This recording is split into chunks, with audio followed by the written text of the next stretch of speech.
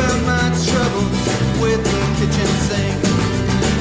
I try my best to wash them down the drain, but I can see them rising up again.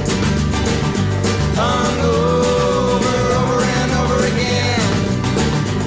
Every morning it's just the same. My head hurts, throbbing with this pain, as I'm hung over and over again. As I'm hung over and over again.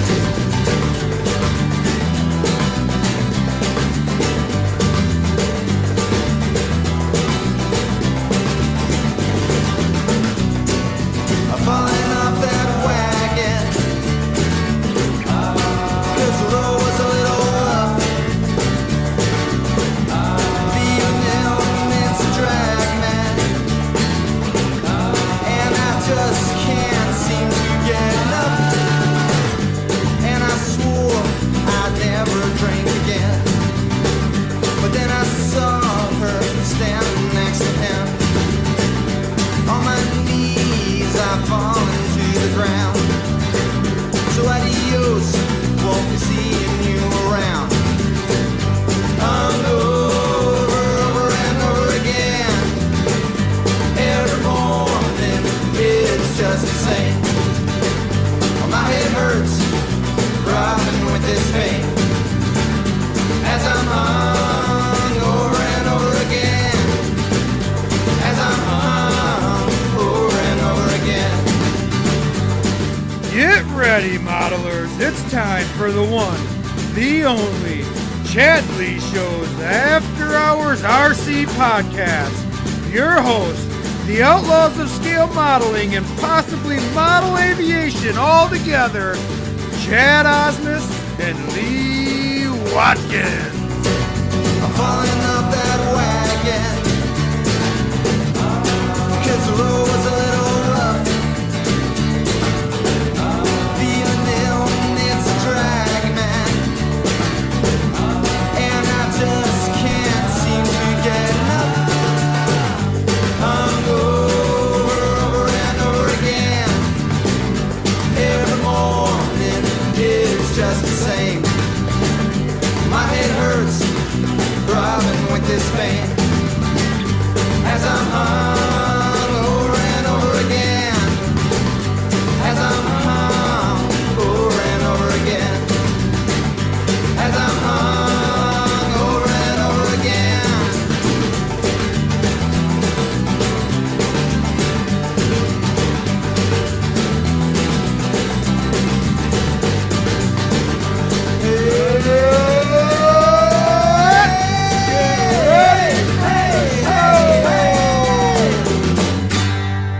All right, so I guess this is the start of the show. I'm Chad. I have Lee with me, Hey guys. and we want to give a warm happy birthday to Birthday. John Cease, who is also with us today. Hello, all.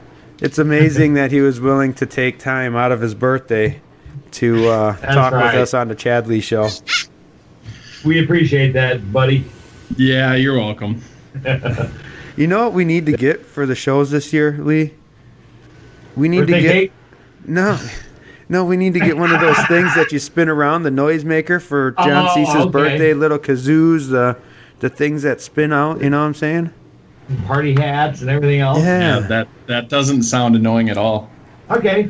Did you like John? Did you like John Howe's theme song that we made him? Yes, I was quite impressed with his theme song. That was fantastic. I think we might have lost Lee. Nope, I'm here. Oh, I still hear him. never I'm here. mind. I was hoping. Keep hoping for a little bit anyway. All right. So But hey, Chad, when are we gonna do John's song? you want to do it right now? Nah, let's wait for a minute. All right, let's wait. No, he doesn't know about it yet. We'll make him wait for it. All right. So, nope, I thought I muted it, but I didn't. Almost muted it. See, My John, bad, guys. You gotta have a video. You can see this stuff happening before it happens. Oh, I can see you guys. You just can't see me. Yeah. Oh man. But so this show is going to be a little different than the normal shows. I have no idea what we're really talking about. I got a little sketch pad. These are my notes. So I got the larger version. oh yeah, that's fantastic. So we have John on here. We want to talk about electric motors while we have him. Are you planning on sticking around for the whole show, John, or do you have to go? I don't have anything going on, so I can hang around for a little while. Fantastic. All right. Well, the first thing I want to talk about is let's talk about the T-shirts, Lee. All right. You want to do that, seeing as you're kind of heading up that project? Dang it.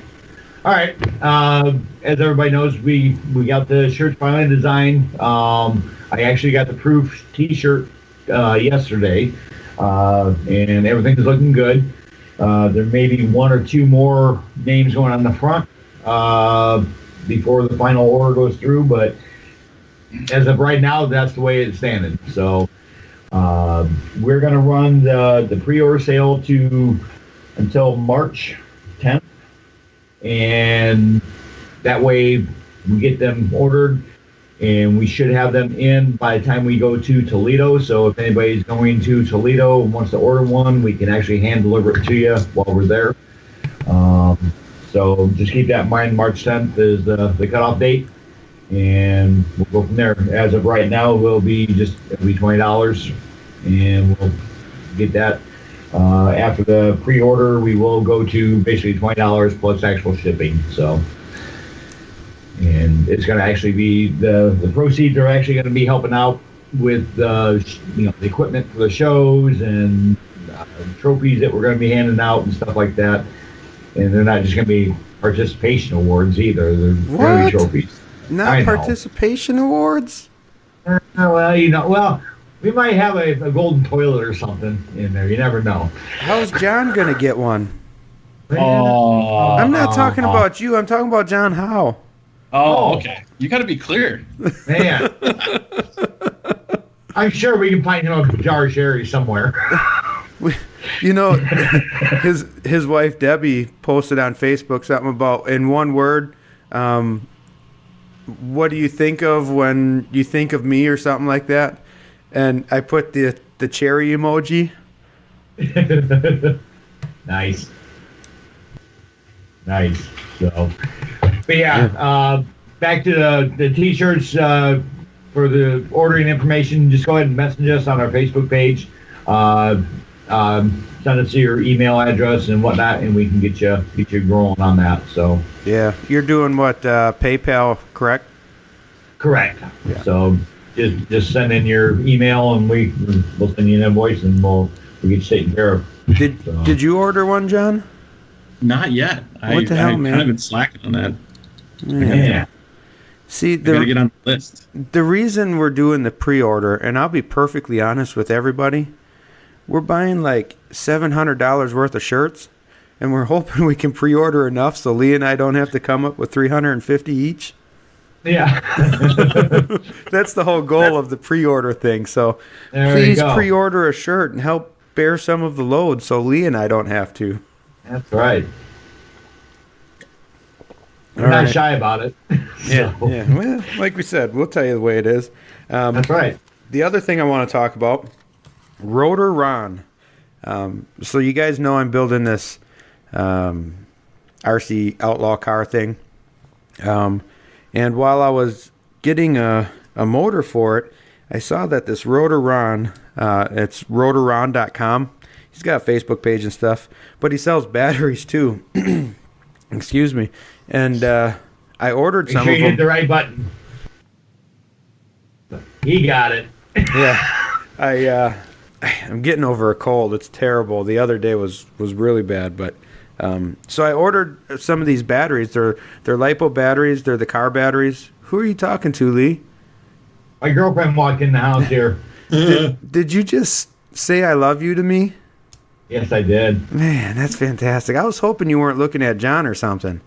Yeah, All right, this This is not the podcast that I thought. But anyway, so I got these lipo batteries, and the nice thing about them, and I showed Lee some pictures already. I put some up on Facebook too, but they're short lipos, so they're not much bigger than the life packs I was using, the Spectrum life packs, but they have a crap load more power, and they're the high voltage. So I'll be doing something on that. But anyways, to make a long story short, Rotor Ron is offering our viewers a 10% discount. So if you go to his website and during the checkout, you can put in a code for a coupon. Just put in ChadLee 10 and you'll save 10% on anything you get from him. You can get the motors or batteries. He's got a bunch of accessories like wires and shag oil. I don't know what you use. Do you oil your motors, John? I do not. No. Oh. No. You don't like them to run smooth? No, I don't. Oh. Hey, you gotta get some kind of noise out of them. Yeah. Well, you need to try. I got some of the shag oil, and I just tested it out on some bearings that I had. Yep. This stuff is freaking amazing. I couldn't believe it. I just did it. I took the wheel from the RC car, and put it on the axle. It's got two bearings, and I spun one that was just stock how I got the bearing on the RC car, and then the other one I put, I don't know, it was like 3-4 drops in each bearing of this oil. Spun it a few times to get the excess out, and I bet you it would spin 2 to 3 times longer than the other one. Are they ceramic bearings? Do you know? I don't know. Whatever Traxxas gives in the remote control cars, dude. What? No, All right, I don't. time out. I don't That's think all they're ceramic at all. crap. Are you using ceramic bearings? No. Oh, then So why I've does it seen matter some- if mine are? I was just curious. Oh, On the car side, the car side's completely changed from when I used to be into cars. So. oh yeah, I agree. I'm having to learn everything all over again. Are you And building I one of think these cars, that's- John? No, and I think that's kind of why I've been kind of tentative. I've been watching you and the stuff you've been doing with yours, and it's so far from when I was into it that Well, I have a whole bunch of pictures to put up. Okay. So you have to Yeah. watch for that. I got pretty far on it already. Yeah, that would be cool. It'll be fun to do in the evening times at the shows is what I'm going for. Yeah, I mean, it would be. You're gonna have to run on the grass, or are you thinking you're gonna get out on the road somewhere? Oh no, you do it on concrete or asphalt. But I mean, as far as at the shows, I'm trying to think where at the shows you could do them at. Well, most of the shows have like a road or something by them. Yeah. Hmm. Or maybe a Fox Valley you could get on the runway. Yeah, There, that'd be a blast. Muncie. How long Yeah. is the runway? Do you know? I Oh, don't. wait. It's from one end to the other. No crap, Lee. Man, I just thought I'd tell you. Is there a hang up button just for Lee, John? Do you know? Do you see one on here? Yeah, I don't know about that. It's going to be a while. But yeah, so anyways, check out these batteries. They're super cheap. I shouldn't say cheap. They're inexpensive. You can get the high voltage lipos, which from what I understand, the only difference between the high voltage lipo and a regular lipo is the fact that they put more wrapper around it so that it helps keep it from puffing as quickly. Huh. So I don't recommend, and I mean, let's face it, our model airplanes do not need high voltage lipos for the receivers. Yeah. I mean, Figured. come on. But yeah, so if you order anything from him, ChadLee 10 is what you want to put in. Show some support for him. Maybe he'll help support the show some more. So that'd be great because I like free stuff. There you go. Everybody likes free stuff, right? That's right. Indeed. What I was going to do if John had already pre-ordered his shirt, I was going to tell Lee to give him his money back. But seeing as he wasn't pre-ordering On his the shirt, spot. now he's going to have to pay for it. So Man. You snooze, you lose. Well, I wouldn't feel like I was contributing to your show if I was walking around with a free shirt. yeah. Nobody gets a free shirt. I don't care who you are. Right. Shit, I'm charging Lee double for him, and he's the one doing all the work to make them. Yeah. Oh man. You ought to see how much this proof shirt cost. Yeah. How much was that? It was like $48. Holy Wow. crap. Mhm. Man, I'm glad you bought For that, one. not me. Oh, you didn't buy it. Becky bought it. Oh. Okay. So you're good. Fair enough. You're fine. All right. All right, so that's we got the t-shirt thing done. We Yep. got the Rotor Ron thing done. Yeah, we did.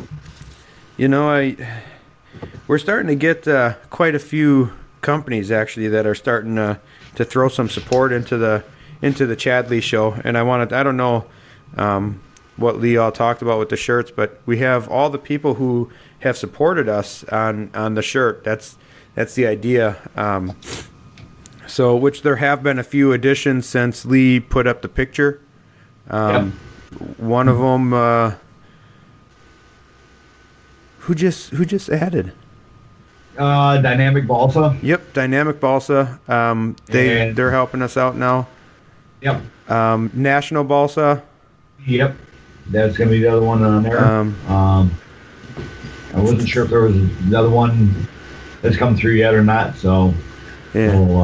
we'll see what we can come up with on that. So Yeah, and I did, while I was in Kansas City, because I'm in Kansas City right now at work, and while I was in Kansas City, I met up with Lyle Vassar from Best Pilots, because that's where he's from.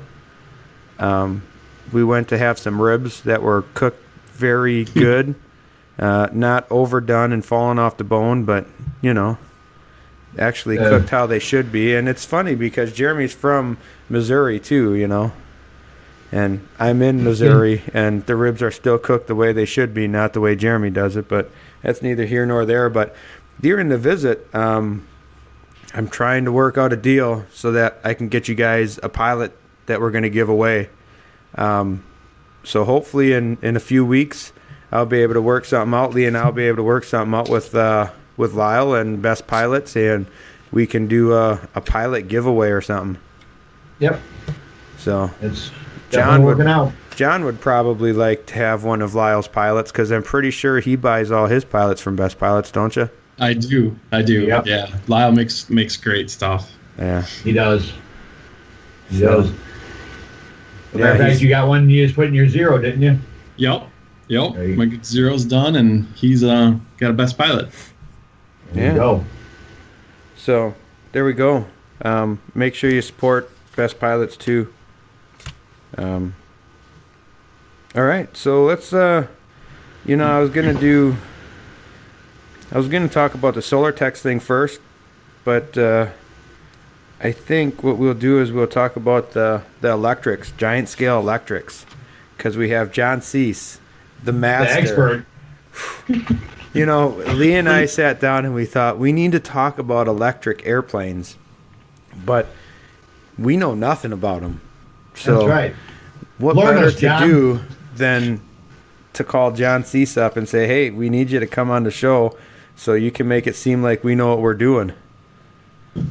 Well, I'll try. I definitely. I don't feel I'm an expert by any means, but I feel there's still a lot to learn. Compared to us, you are an expert on it. Well, and that's it. I'll take that. Who else is out there flying giant scale electrics that we go to the field or to the fly-ins with? Yeah, there's just a couple guys out there, but the interesting part is I've seen a lot of posts over the winter on Facebook of guys that are building electric or have the desire to want to do electric, and I think it's great. I mean, I love the gas side of it is really cool and it has lots of positives, and I think there's just as many on the electric side too. So I think the more time goes by, I think there's going to be more and more guys kind of getting into the electric stuff. Well, and I really do think that, and Lee and I were talking about this morning, I think electrics is the future of our hobby. I mean, once batteries get to, they're getting really close to where they're super efficient and starting to get more stable, but I think it's just once we get to that next level battery, I think most everything's going to be switching over to electrics. Yeah, I agree. I think, it's on its, been through, NICADs and lipos and all that. I think now that's the biggest part of electric is just chasing weight versus flight time. You're trying to get more flight time. Right now, you just add a lot of weight, because the batteries perform well, but I think there's definitely room for improvement there. Well, and look at just in the last, 10, 15 years, what has happened with batteries. It's been crazy. And the cars, the electric cars, the real cars, that's what's driving it all. Yep. So I agree there. Now, John, you've gone exclusively to electric since you got back into the hobby, correct? Yeah. So I just a quick history. I did gas with my dad when I was a young kid. He got into gliders, and gliders, to a kid is not overly exciting. So it's not. I went to. Yeah, it's really not for, a 10, 11-year-old kid.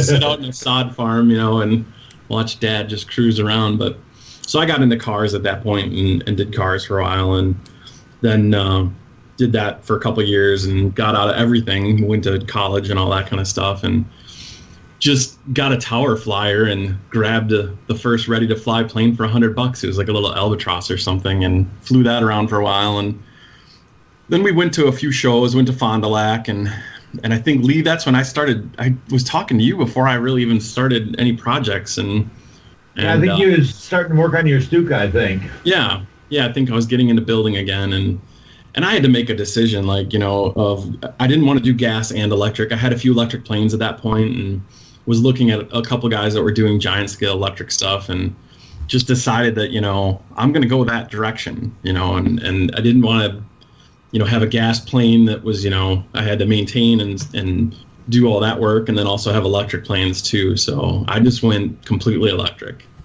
and that's kind of where I'm at right now. Well, I do think it would be tough to do both gas and electric, because there's a lot of knowledge you need to have for electrics. I don't understand anything about the wattage and all that crap, and how big of a motor you need for this weight plane, blah.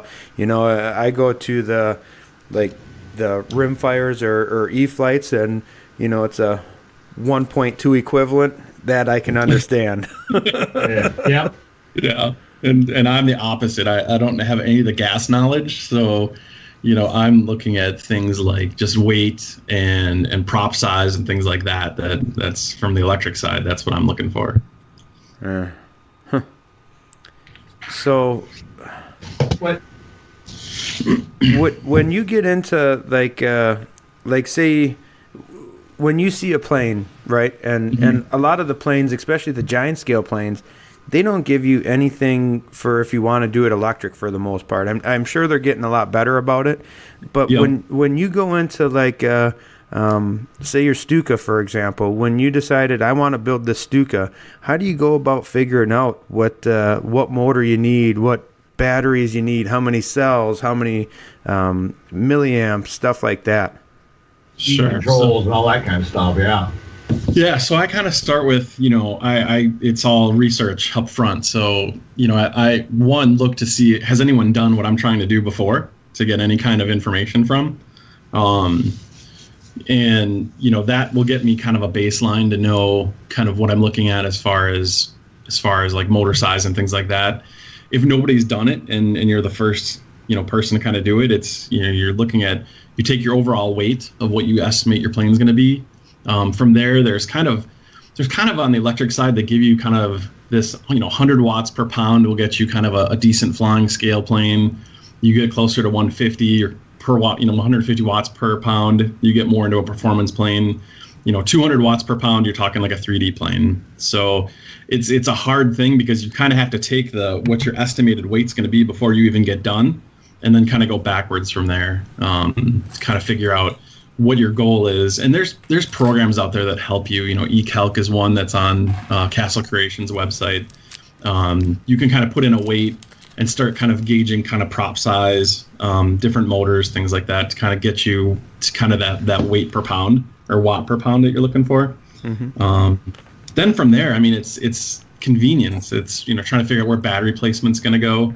Trying to figure out, are you going to be able to access it? Can you put a hatch? Can you put an easy way to get to it? Because the worst thing with an electric plane is if you build it and it's a pain to get the batteries in and out. I mean, my B25 is a good example of that, where I have to flip that over to get the batteries out. And that's just a pain. I mean, I could charge it in the plane, but I really don't like charging anything in the plane. Yeah, I don't recommend that either. So, so those are kind of the factors you look at is really weight, and then just convenience of battery placement. Most of anything big is going to be a 12-cell setup, which is generally the easy and most cost-effective way is to do, 4 6-cell packs, 2 in series, 2 in parallel, gets you a 12-cell, probably 10,000 milliamp is probably kind of your benchmark. And most of that setup, the nice thing is once you find one setup that works, you can apply that to anything that's a similar weight. So most of the top flight giant scale planes, you could get by with if you're using a 2-bladed prop, an E-Flight 360, a Castle Creations 160, a 12-cell, 10,000 milliamp setup is pretty bulletproof, for that kind of stuff. I run a Hacker motor on my Stuka, and I also have a Hacker motor going in a Robart P47, and that's just because when you get the E-Flight 360 is great with a 2-blade, you start to get into a 3-blade, it really struggles with that. So, and I'm a scale guy through and through, so I want a 3-bladed prop. I mean, I think it's it's part of the look, and it pains me to run a 2-bladed prop on a plane that should have a multi-blade prop. So that's why I fly World War I. Cheaper props. Yeah, that's the easy way about it. No retracts, cheap props, fabric covered. I got them made. Yeah, we get a stint there where you go through props. Hey, shh. Oh, that's right. That was our secret. So that's kind of the quick and dirty version of how to kind of get a start. Of course, there's all sorts of different products out there. I use a Jetty speed controller on my Stuka. I like Castle products because you can download all the data. It has an app that I download all my information after every event. I go home, I download all my data from the weekend. I look at the flights. That's the nice thing with electric, with looking at data, is I can see if there's anything different from one event to another. I can kind of see if something's not running right. There's things to see by looking at that data. Now, have you looked into Grapner at all?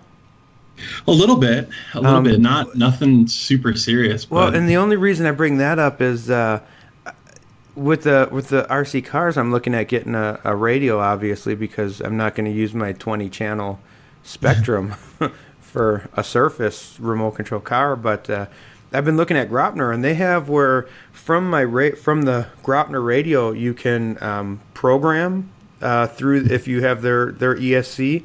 You can program through there, and you get all that data right onto your radio. You don't have to plug it into a laptop. Now, I don't know if they have that for the airplanes as well as the cars, but I know for sure they have it for the cars. That's why I was curious if you've looked into that at all. Yeah, I've looked at some of their stuff, but nothing real seriously on the air side. Yeah. I'm kind of interested to see if now that Spectrum has that, their new 12-channel radio out that has an Android platform. Yeah. I mean, and I've talked to the Castle guys. I mean, I'm just dying. I'm just waiting for them to come out with an app that I could. The goal with that was I wanted to put it on a tablet so I could just download via Bluetooth, the information, so you don't have to really hook anything up to it. But I think they're going to. It's just a matter of time. From what I hear, it's huge in the cars to do that stuff. And I can only imagine it's going to move into the airplanes too, especially with, the advent of all the airplane guys are starting to move closer towards that electric, like has happened in the cars. There's very few nitro cars that I've seen now. So, right. Well, look at the generation too that's just starting out now. They're seeing more and more electrics, whereas when I started, it was very rare to see an electric airplane. Well, that's because you had this huge brushed motor with like 32 D-cell NiCad batteries, That lasted like 30 seconds. And you'd get about 3 minutes of flight. Yeah, my first RC car ran on NiCads. Yeah, there you go. And how long ago? We're actually at my job. We're starting to get in more permanent magnet motors there as well. So that whole brushless thing is moving into that. It's super efficient. That's the advantage of it. Yeah. So. For sure. The other nice thing about with big electrics and trying to, especially when you're building something, I mean, you have a lot more flexibility, but my goal is I don't add any dead weight to my planes, like as much as possible. I think my Stuka doesn't have any dead weight in it. I think my P47, I have a very small amount, and that's just because I couldn't get the batteries any farther forward the way that the plane was built. But yeah, that's the other nice thing is you offset that though. I mean, I don't add dead weight, but when you get into a 12-cell battery pack, I mean, an electric plane starts to get heavier than a gas plane or close to it. So. Well, and I don't like to call it dead weight. I like to call it ballast. Ballast. Yeah. Okay, we'll call it ballast.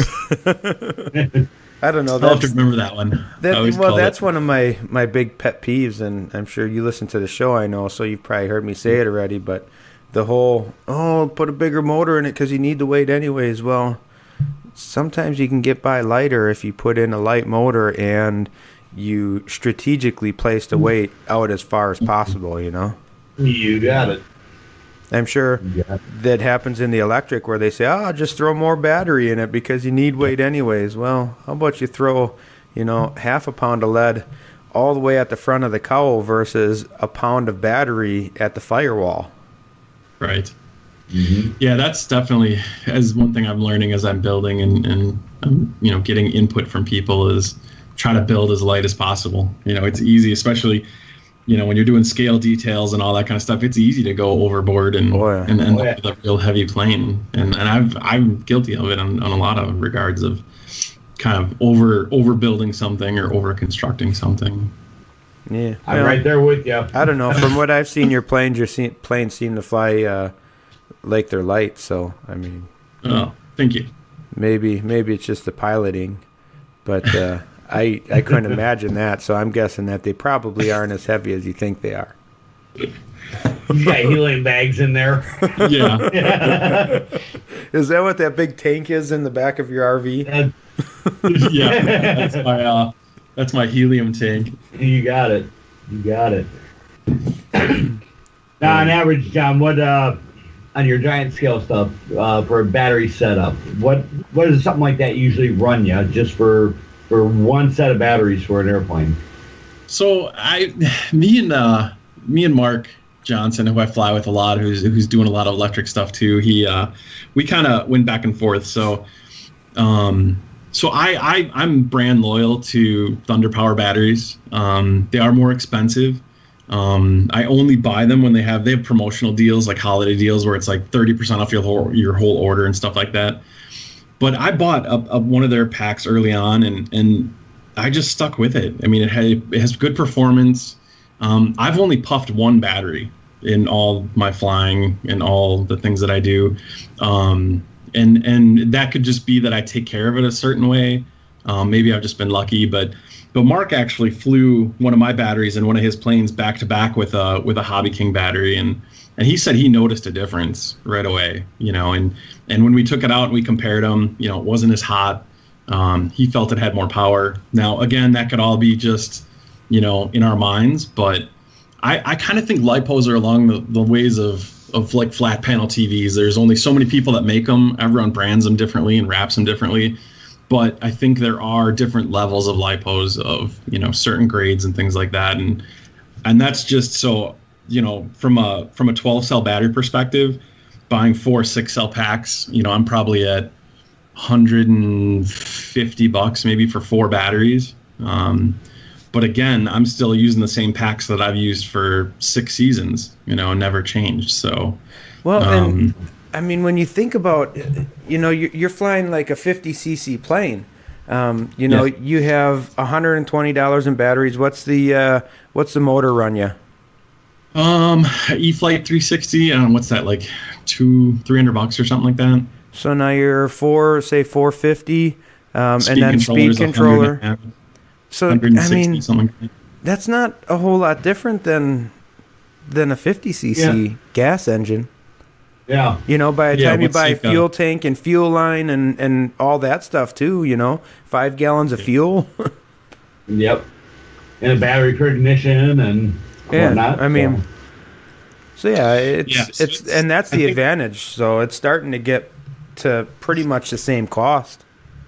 Yeah, and then it's just, I don't have any expenses. I'm not buying gas. I don't have spark plugs. I don't have any, there's nothing else. As long as you take care of the batteries, that would be the only wear item. Everything else is pretty much, once you buy it, do the initial investment, you're pretty much done. Well, and one thing I wanted to talk about with the different, you were talking about the different quality in batteries in the Hobby King versus your, what were they, Thunder Power? Thunder Power, yeah. The biggest thing is the internal resistance. A lot of the cells do come from the same places, but the difference is Hobby King is buying the cheaper cells that have a higher internal resistance, which is why they're warming up more. It's why they don't seem to put out the same amount of power, even though it's the same rating as the Thunder Powers. But that's, I'm sure, what it is, Yeah, for sure. Yeah, there's, I think, definitely different grades of batteries, and there's some guys that will just buy the batteries, run them for a season, and throw them away and buy a new one in the spring. And I just look at, like, I'll spend maybe twice as much or more on a nicer battery, but if you take care of it, you can just keep using it season after season. I think that's the biggest thing that I've learned too with batteries is you see guys that don't know enough about how to treat the battery, running it too low, charging it too fast, charging it when it's hot. Those are all things that will lead to battery failure or bad performance. I think I've only run batteries really down lower than I should once, and I blame Lee for that. That was in Michigan, where we were flying our Stukas, and it was at the end of the day, and we were just having fun, and I totally forgot to pay attention to my timer, and I ran them real low. I mean, lower than I really ever want to run them. But if it happens, you can just charge them at a real slow rate and watch it and kind of get them back to where they need to be. But that's. I'm pretty religious with timers. I mean, it's tough to fly with gas guys that can go 10 minutes or more and 10 minutes. Or an hour. I only try to fly for an hour or so at a time. I don't know what that feels like. Yeah, I wonder some days what it would be like to fly that. I'll have you fly my Newport 17 this summer, and you can find out what it feels like. Yeah, as long as it doesn't sway me to go gas. Nah, I don't know. The motor in that is pretty freaking sweet. I love that Zato engine. Awesome. It definitely sounds cool. And it's run really good for me too, so I have no complaints on that. Yeah. But so now another question I have, and is it true that you have to store the batteries with the wires, the end that the wires come out of, that has to be up? Otherwise your electrons spill? I'm going to say that's false. Did I win a shirt? No. Oh, so close. How money's won, Johnny? That would be that'd be false.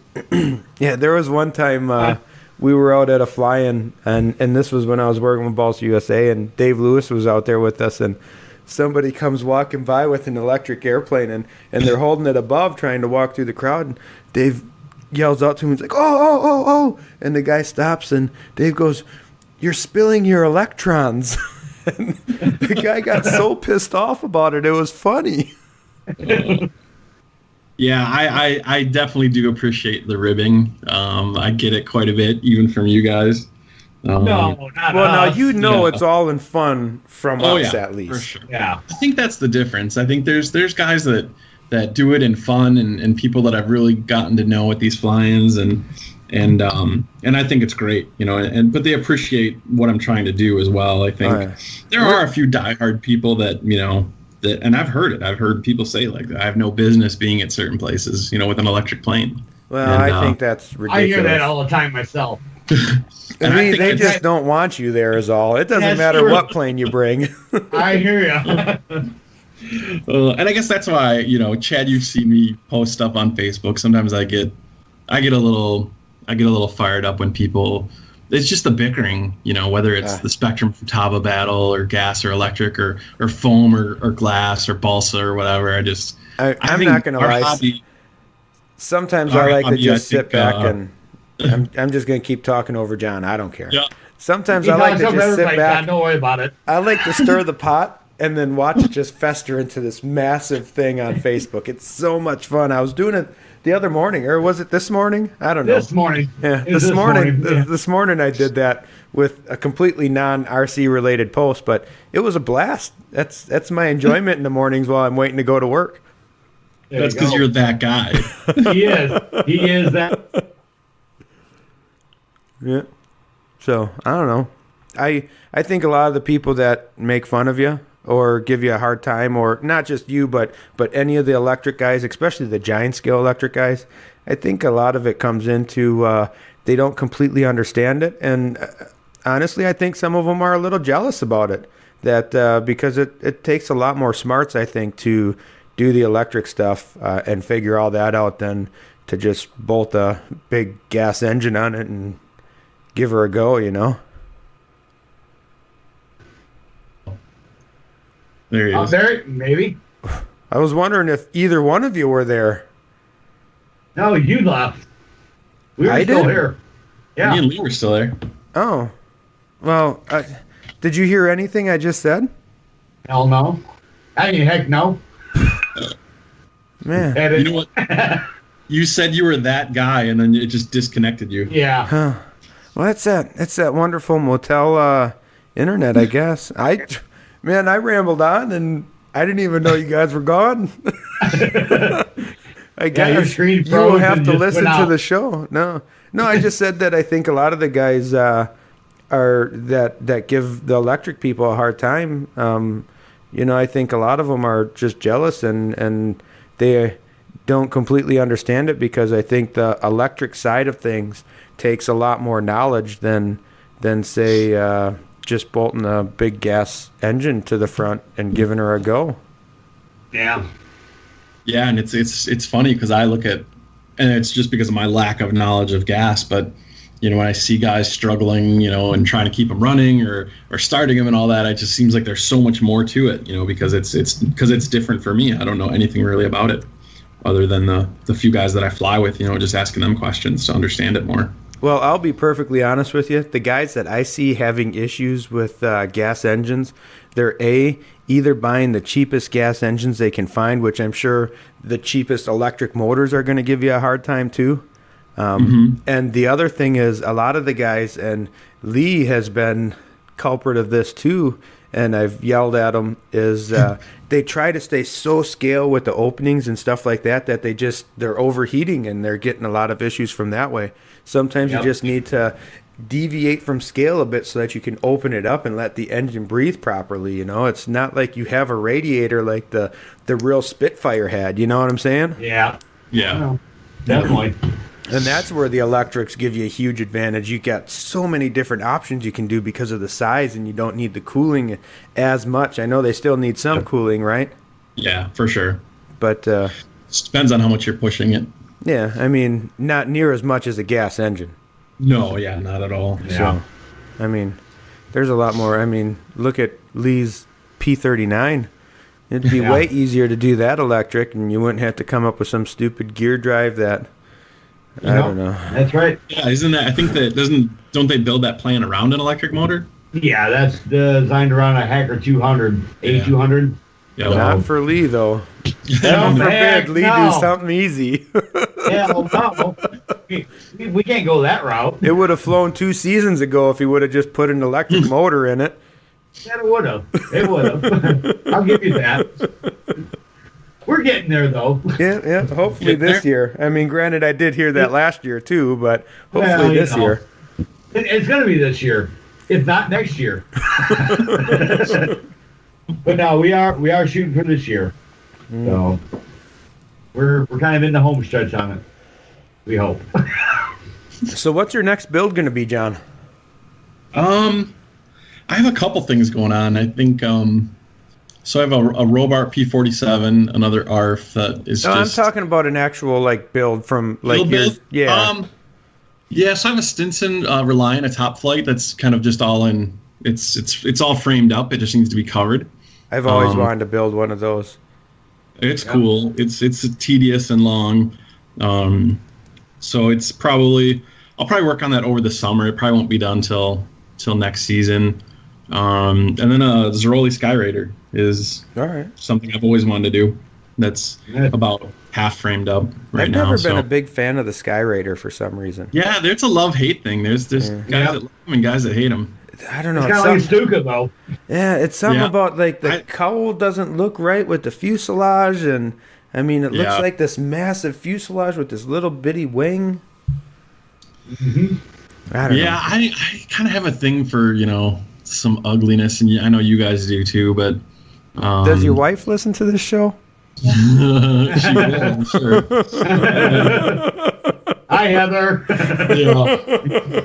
Becky, do not have a thing for ugliness. In regards to airplanes. There we go. Okay, good save. Yeah, I'm throwing that out there. But I've always liked the A-10, the Skyraider, the Stuka, the dive bombers, the heavily, the planes that carry a lot of armament, things like that. Well, so. I agree with you. I love all those too, just not the Skyraider. I mean, the A-10 is my favorite airplane of all time, and I'd love to do one. I just can't afford 2 turbines. Yeah, for sure. That's killer. And I mean, if I did it, I'd have to do it like Paul Eterno, with the fans in the front and all that stuff. Mm-hmm. And I can only imagine how much that cost him. Well, if I'm doing turbines, just you a pusher. Mm-hmm. I've always wanted to do that too, just to piss off all the turbine guys. Go out there with my A-10 and have 2 motors sticking out the freaking nacelles. There you go. That or just have it, do like the jet where you cut off the nose and put the engine on the nose. Front. Yeah. Oh man. Yeah. Oh man, that's. But there again, it comes into my whole Facebook thing that we just talked about.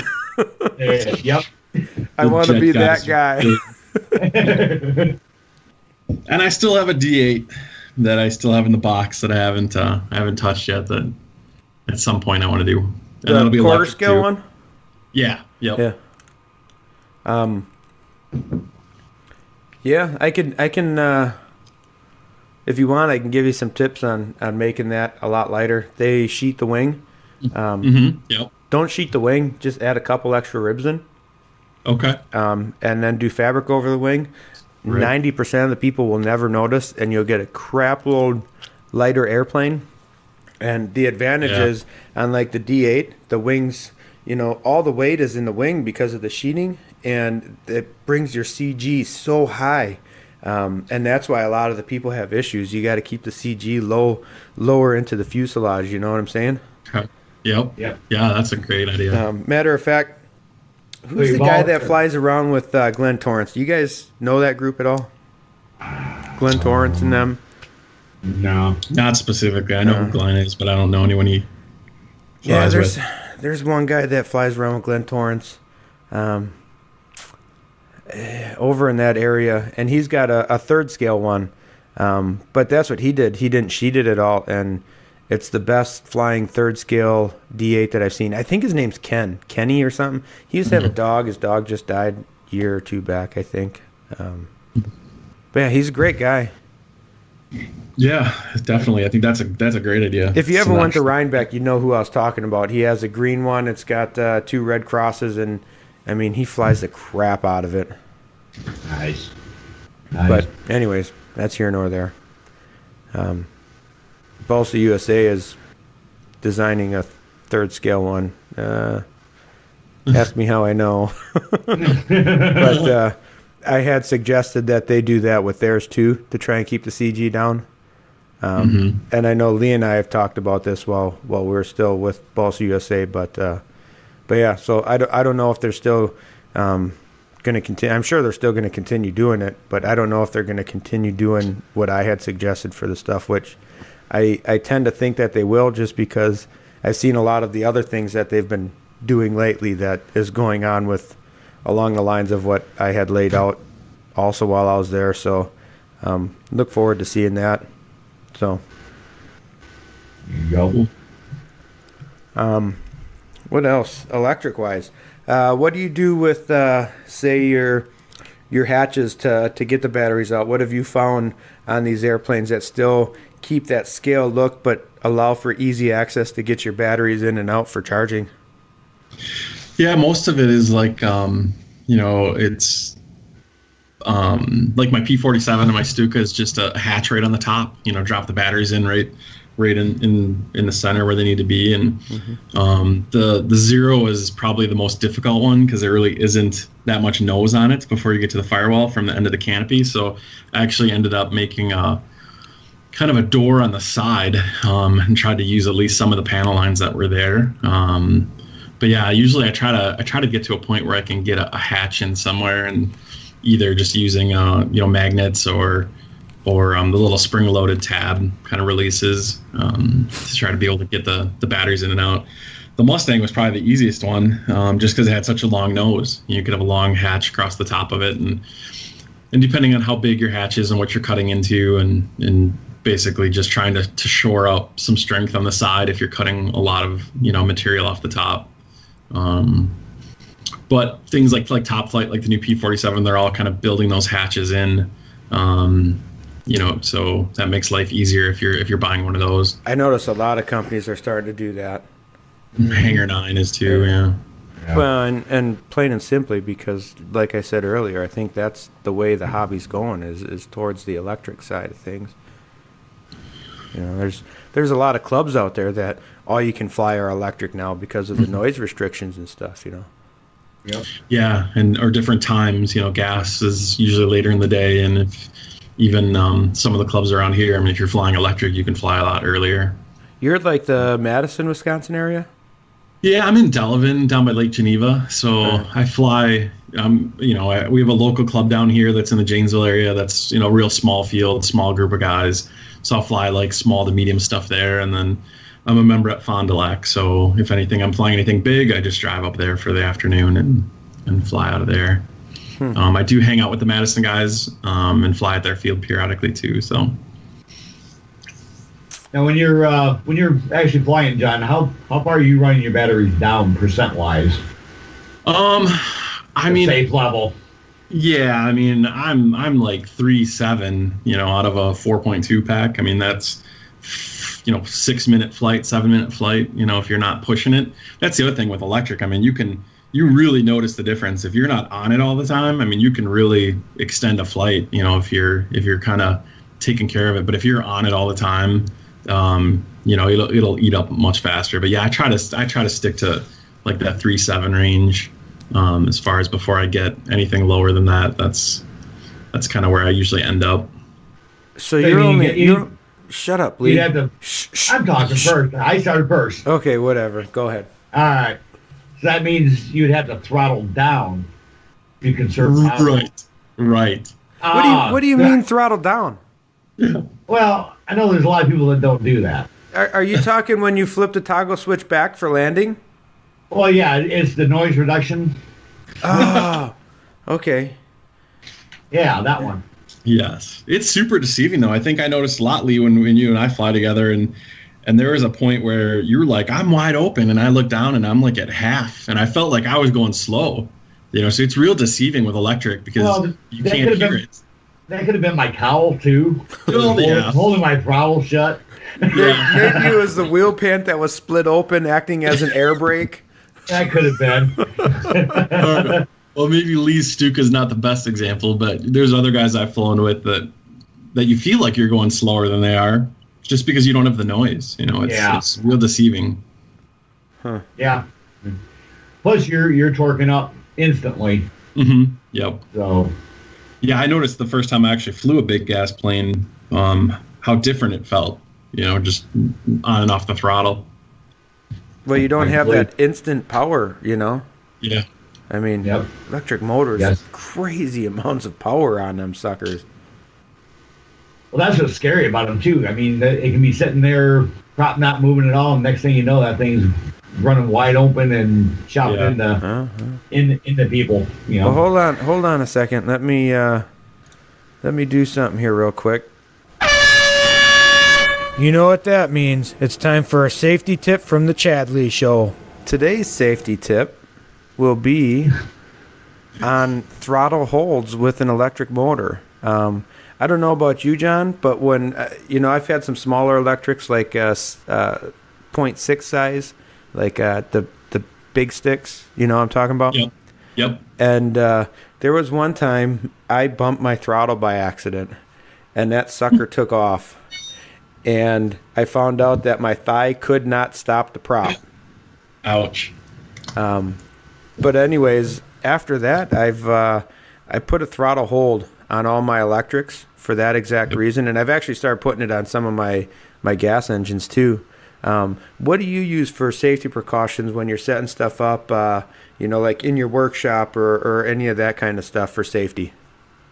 Yeah, I definitely believe in the throttle hold. I've seen enough people do that, and it's a lot of electric events. Guys just kind of forget that an electric motor, especially with those APC props, I mean, they're super sharp, and I've seen some bad stuff happen. So I for the most part, on all my electrics, I use the throttle hold on the radio. So it whether I bump it or not, it's not going to do anything. Yeah. But then I also use an arming switch on almost all my electrics. So.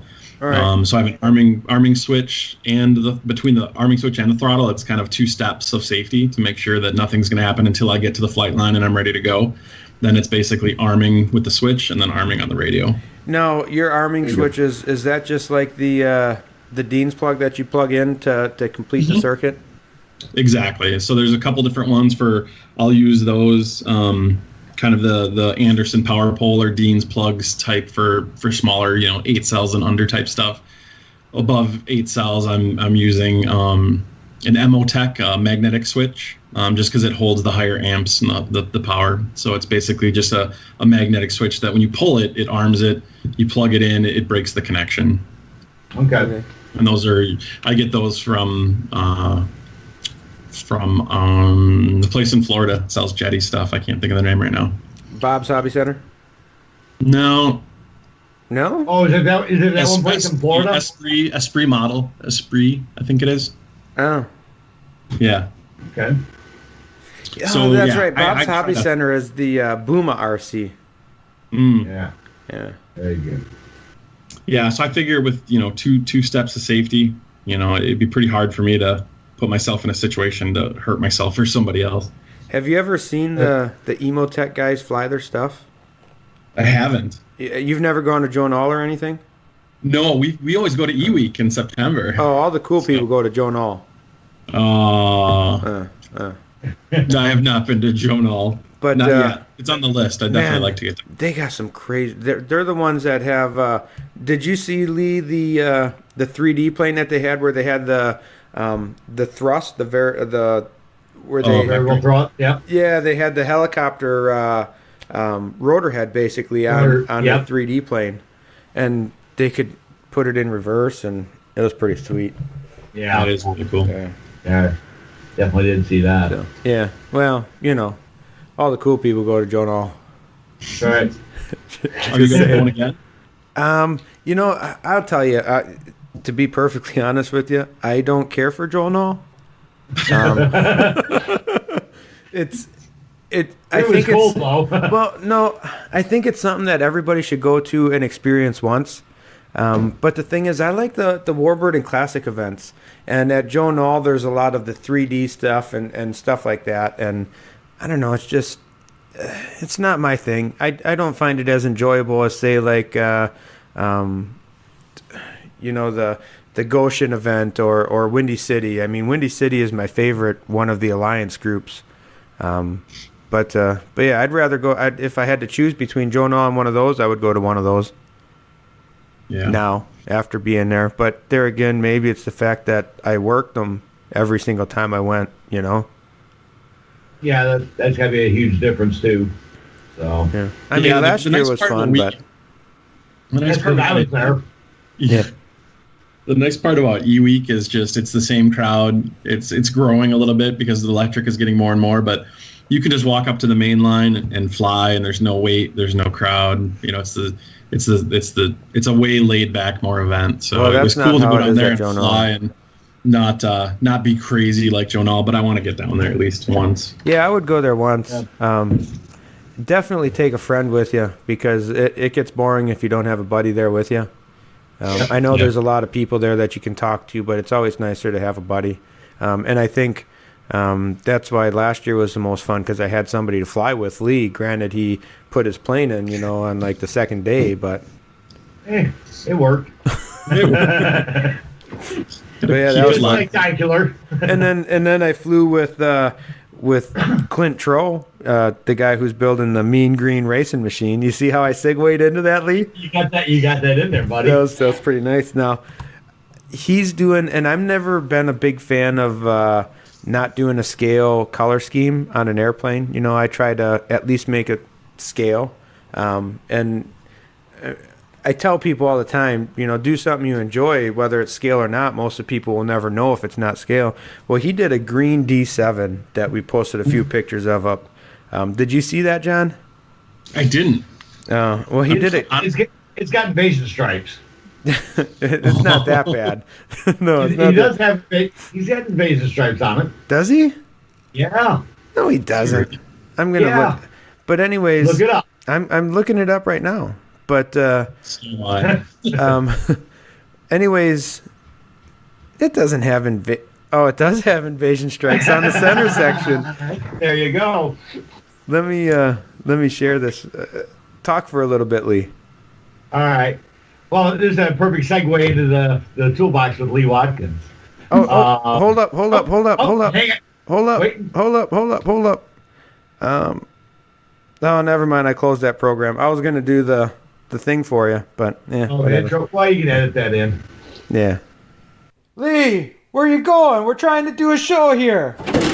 Oh, I guess it's time for In the Toolbox with Lee Watkins. Since we're talking about electrics and whatnot, over at Pulse Batteries, they've got what they call a Bat Safe lithium battery charging box. $59. Basically, some of the key benefits of it, if I can get my computer to scroll here. Designed by engineers who know how dangerous a lipo battery fire inside of a home can be. The guys at Bat Safe are RC enthusiasts and came up with a safe and awesome solution to store, transport, and more importantly, charge your lipo batteries. With a double insulated steel fireproof box, fiberglass and steel wool filter to filter the smoke and soot, combine these controlled intense heat and arrest the flames.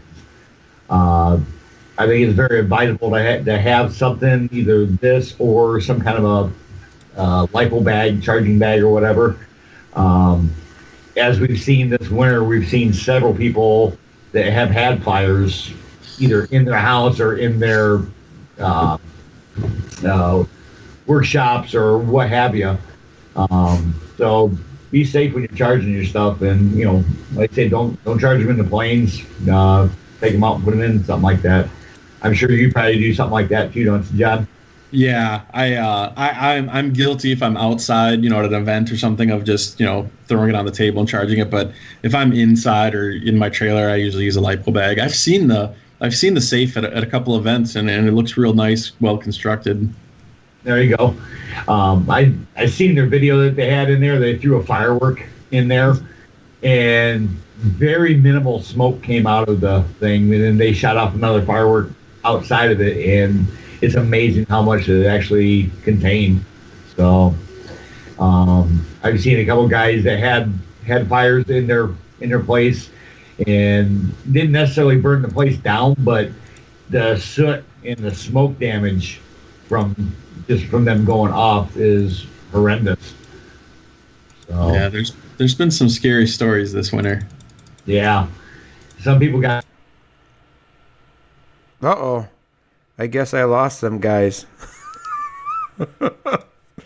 they're from. Hey, can you guys hear me? Yeah. I lost What? you again. So whatever you guys were talking about is not recorded. That's all right. Whatever. So anyways, can you guys see my screen? Yes. That's that's the mean That is green racing machine. But anyways, so he did this. It's a green color scheme with invasion stripes, and I mean, what I really liked about it was that he embraced the fact that it wasn't a scale color scheme, and wrote "Salten mein Bier" on the side of it. Which fits perfectly with the ChadLee show. It does. Well, it fits perfectly with him, because I don't know if you saw the other photos as I was scrolling through, you know. Oh, yeah. Oh, yeah. Sadly, Chad, I got them way before you did. Oh, no, you didn't. This was a few days ago. Did you get this one? About a week now. Yep. Well, I'll tell I you like what. the empty glass in his other hand in that picture. Oh, yeah. I don't know how to get out of this. There we go. Mine was, oh man, I talked to him way too much. Right here, Wednesday. That was that one. Yeah, this was a week ago too. So don't think you got them before me. Anyways, so yeah, you done with your tool, Lee? Go for it. Fantastic. You get anything more you want to ask John about electrics before we kind of blow the rest of that off? Actually, I have something I want to ask him. All right. When you're looking at buying batteries and you're looking at like the C rating, I've always told people, and I've always been under the understanding, you want to get the highest C rating you can afford, because it's going to work the battery less, which will make it last longer. What are your thoughts on that, John? Yeah, I think it depends on the type of plane and the amount of power. You've got to be kidding me. Who cares what John thinks? I guess it's just what I think now. I think we're going to take a quick break. We will come back, and hopefully I'll have this Skype thing worked out. So let's take a quick break. Hey everybody, Chad here from the ChadLee Show. Just want to make sure you're subscribing to all of our social media sites. We're on Facebook at ChadLee's After Hours RC Podcast, www.facebook.com/ChadLee Show, or you can simply search us at ChadLee Show. We're also on Instagram at www.instagram.com/ChadLee After Hours Show. You can also search us ChadLee Show. We're also on Podbean. That's where our podcasts are mainly put at. That is chadleeshow.podbean.com.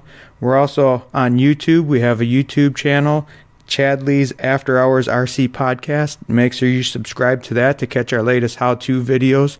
Thank you for listening, and enjoy the rest of the show. All right, we're back. Let's continue on with my question for John. Do you remember what the question was, John? Yeah, you were talking about C rating and buying the biggest C rating you can afford. Fantastic. Glad he remembered, because I forgot.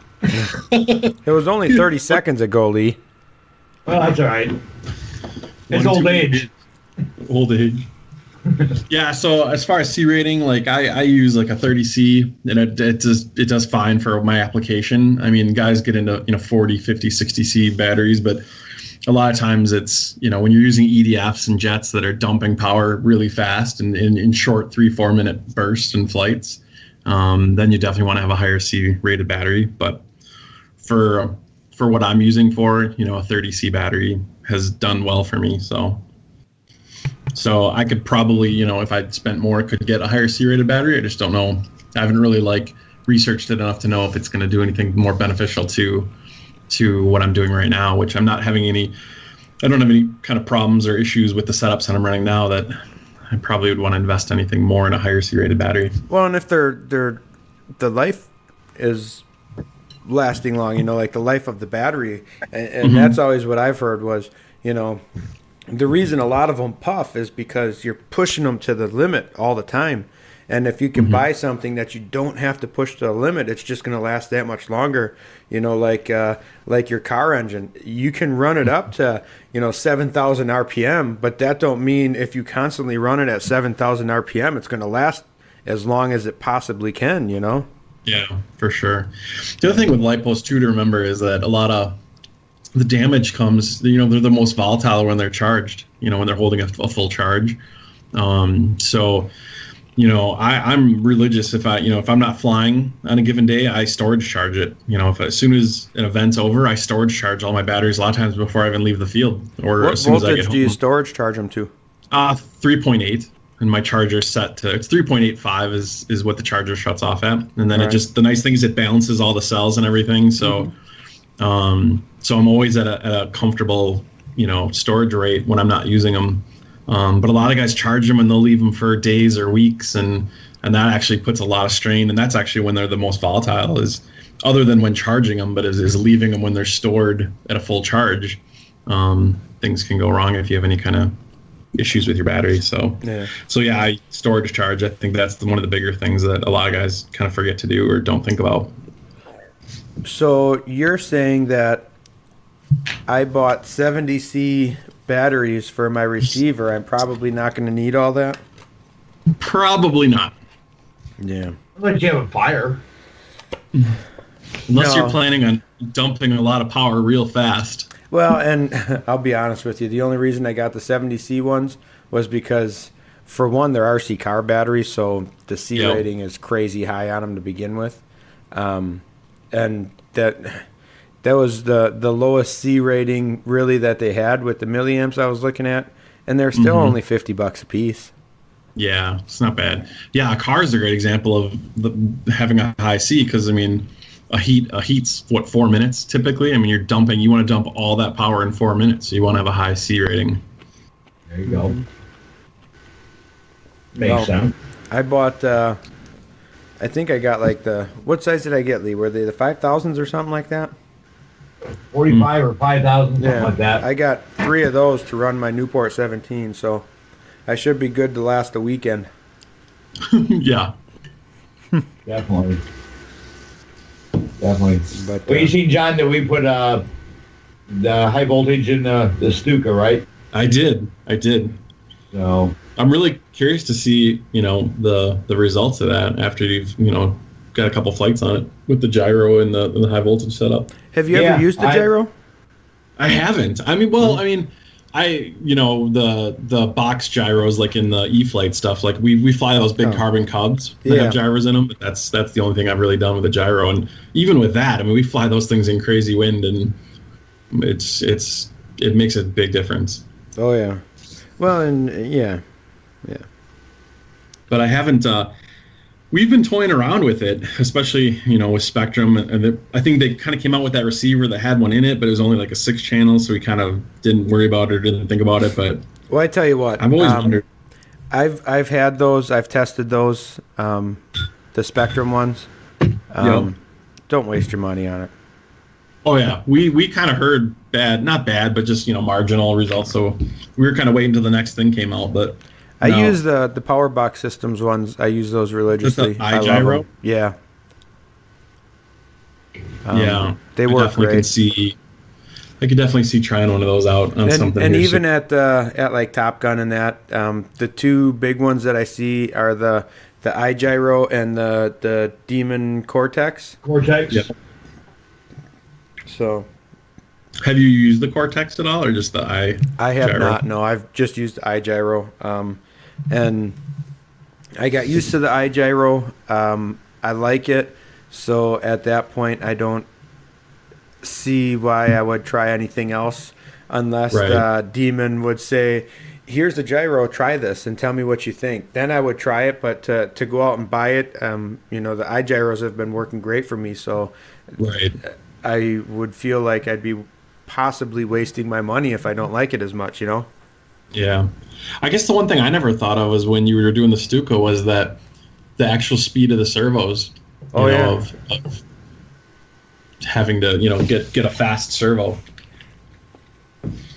Yeah, I never thought about that either until we got really talking about it. It makes a lot of sense, though. Well, It and, does. I mean, Lee, you witnessed with the PT19, right? Oh, yeah. Yeah. And then with the DH4. Yep.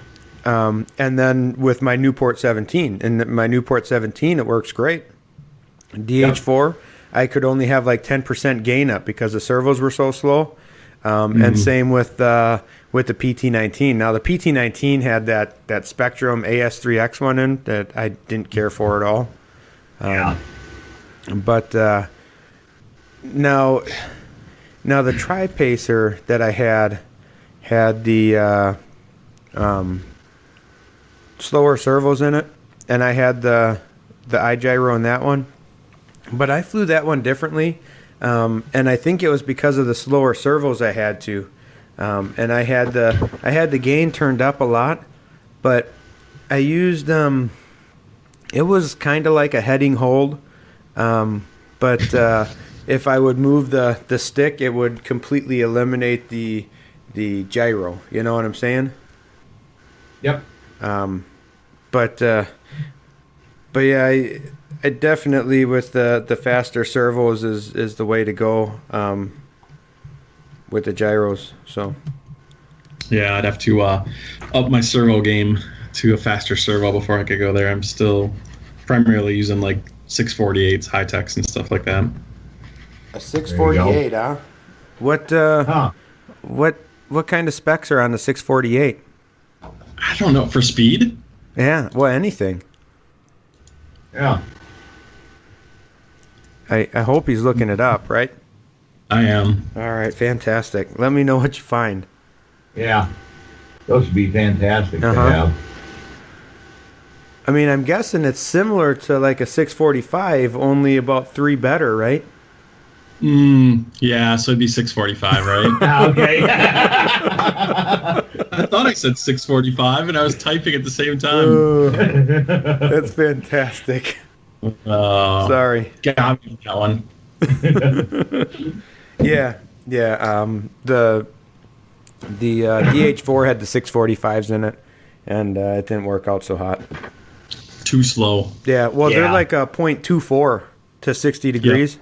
The servos I'm using are 0.10 1-1. to 60 degrees. So I think the ones we put in Lee's were like 0.11, right, Lee? Yeah. Yeah. So, What are you using, Chad, on yours? I They're don't like know. 648s, but different. No, I don't know. The Spectrum? It's The a Spectrum? Spectrum. It's a Spectrum servo. It's got like 425 inch ounces of torque. Wow. Let me Lee talk and I'll look it up. Oh, that's okay. I was just curious. Oh, okay, good. Because You I don't really do- don't Alright. want to look it up. But yeah, I really didn't want to talk.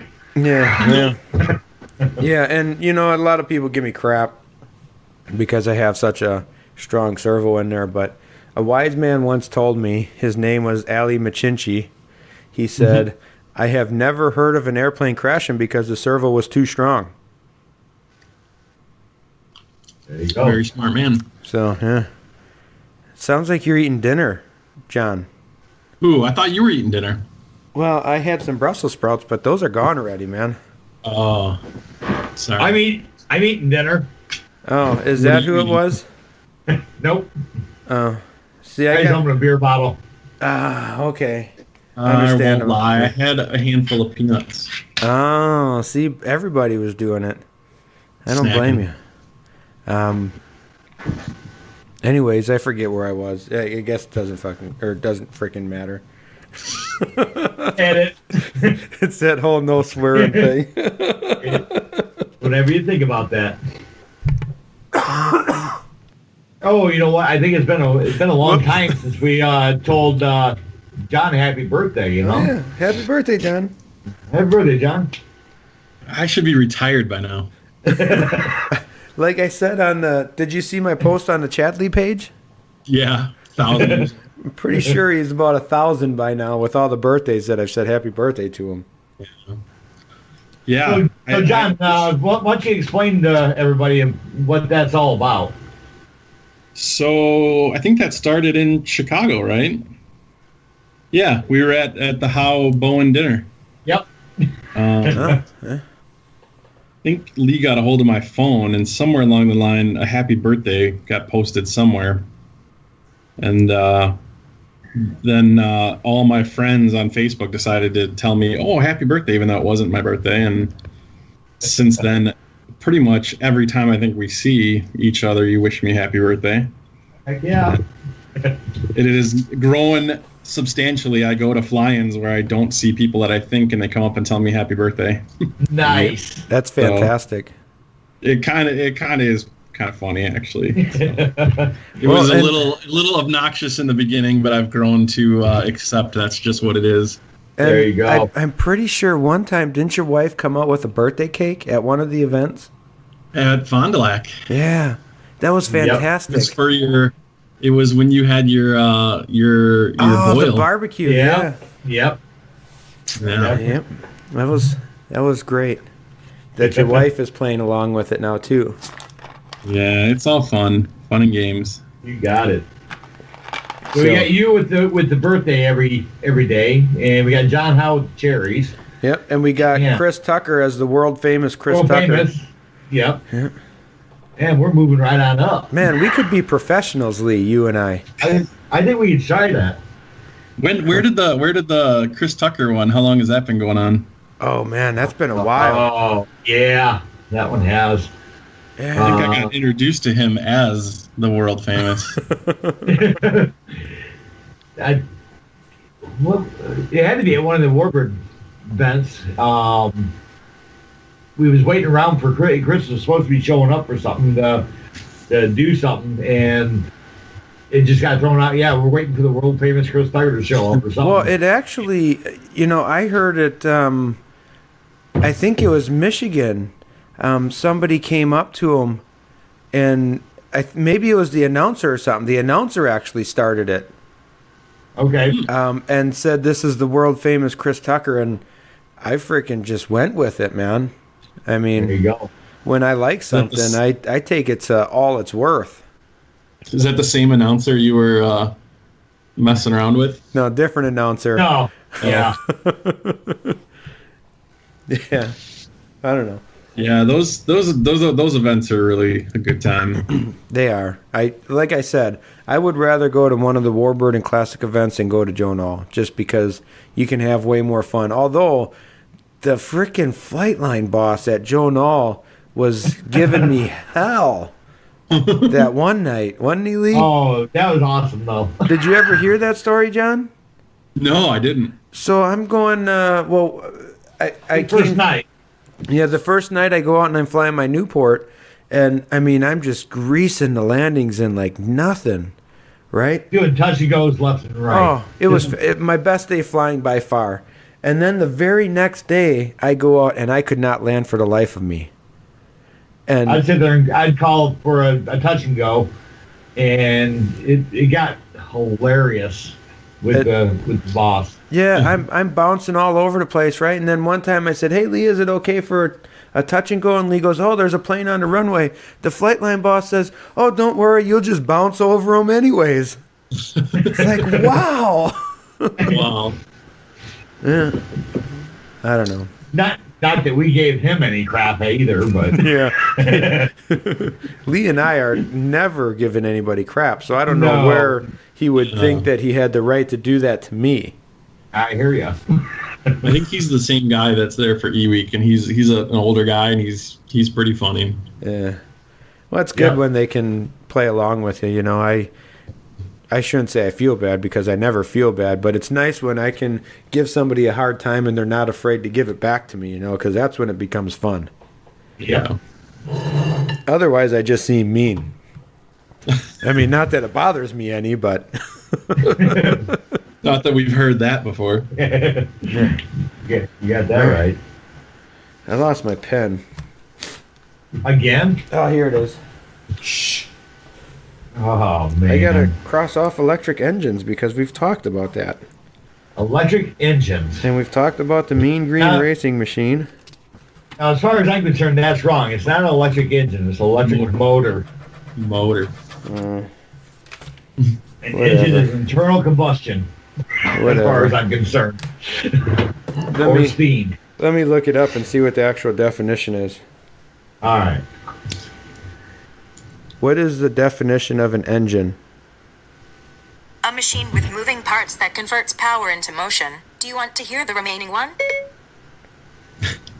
Is an electric motor considered an engine? Okay, I found this on the web for is an electric motor considered an engine? Go figure, Siri can't answer nothing. Let me ask Google. Okay, Google. Okay, Google.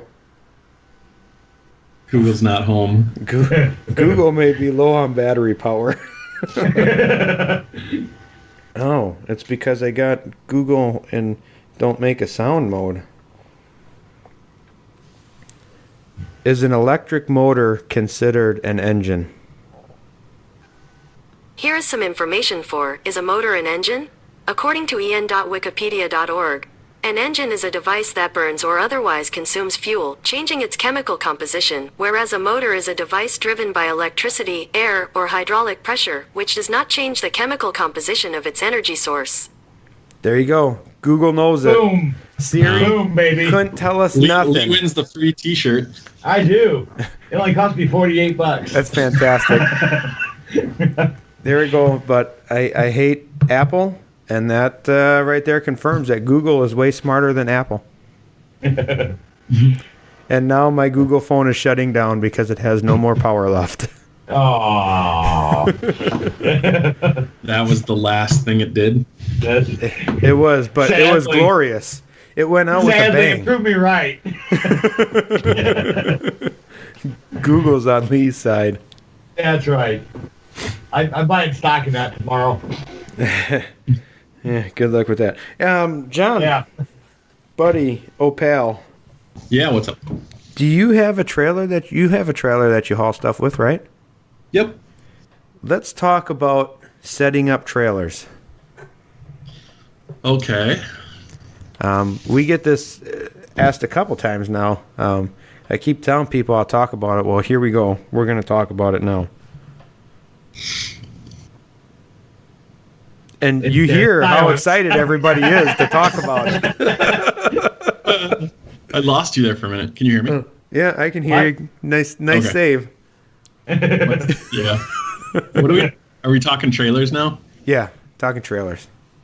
How do you have your setup? Yeah, so my setup, I use I do the E-track on the vertical E-track, so I have 2x4s that run across the trailer. I usually do kind of two shelves, not really shelves, but the 2x4s in the front and the back. And then I actually build cradles for each plane, and it's kind of tedious, and it kind of sucks if you crash a plane that you built a cradle for because you have to hopefully can repurpose it. But I build a cradle just because it's easier to I use latches like kind of door latches, and then use carabiners and just clip the latches to the 2x4s. And it's worked out good for me. And the cradle is usually a wood frame cradle with like a pool noodle type kind of foam for the fuselage. And I've just kind of gone that route. I still think there's better ways. I always keep trying to reconfigure to try to get more, but I usually can get 3 or 4 planes, which is plenty for a weekend. And what size trailer do you have? I have 12-foot. I have an extra 6 inches, so it's 6.5 inches tall, 6x12 with a V-nose on the front. All right. And really the wings are the hardest things. I mean, the Stuka wing is crazy because it's one piece and it's bent and it's got gear, the spats that come off of it, so that's kind of a pain. Yep. But the fuselages, cradle and just a with a kind of quick release latch carabiner type setup.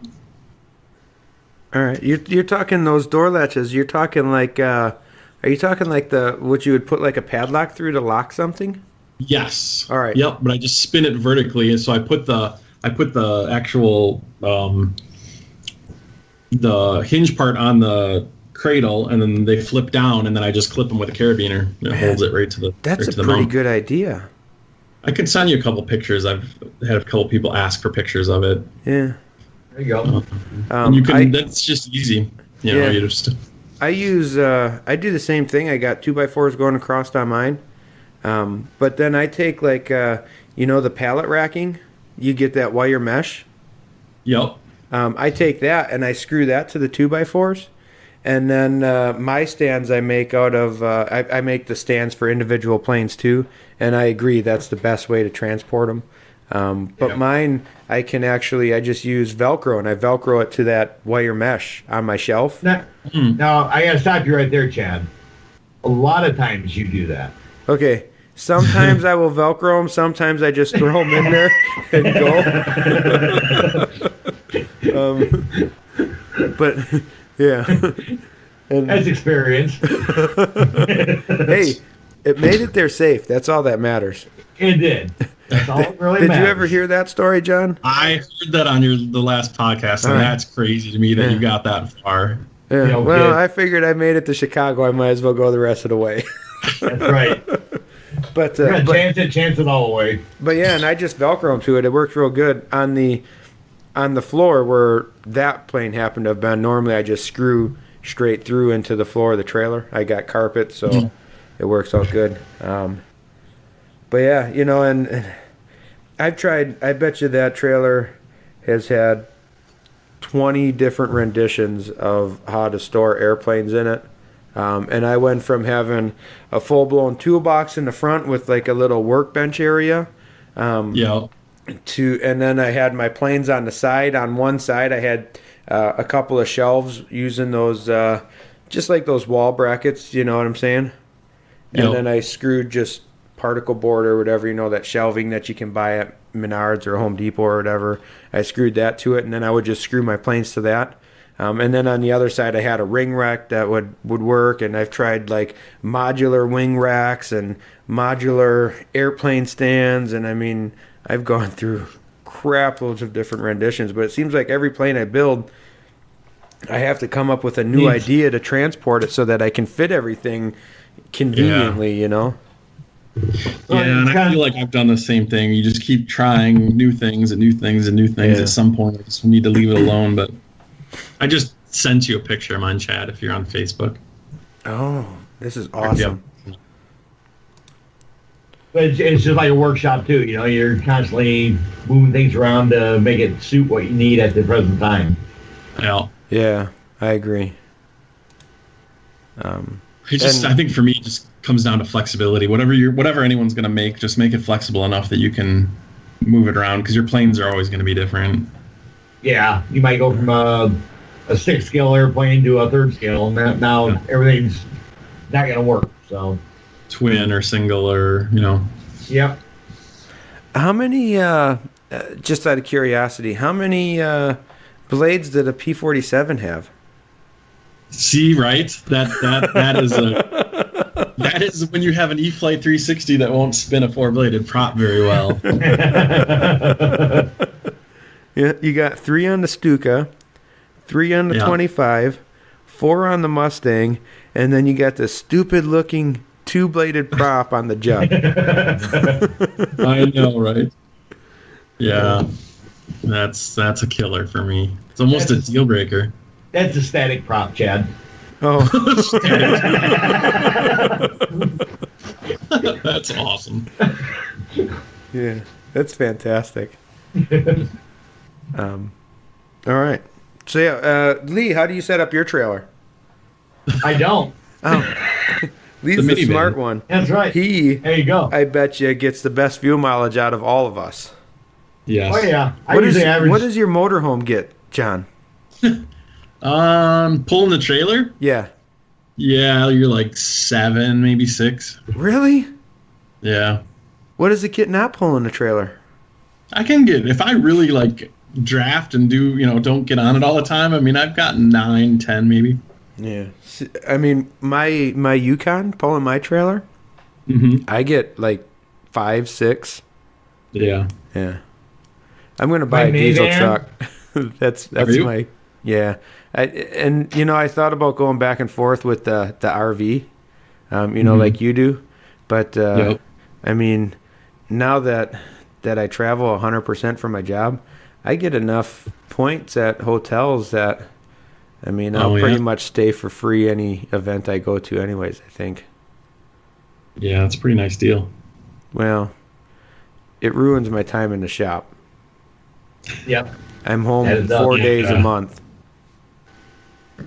So Yeah, we kind of went through that thing with staying at the field and not, and we have so much fun at the field after hours. whether we're flying around stuff at night or just sitting around the fire and drinking and stuff. I Yeah. mean, we kind of that's kind of half the fun especially if we bring our wives and stuff. I mean, the day flying stuff is not the most exciting thing for them, but they get through it and they socialize with a lot of other people there too. So, Well, but the night times. we play John, it's beanbag not about toss. them. What's that? We play beanbag toss.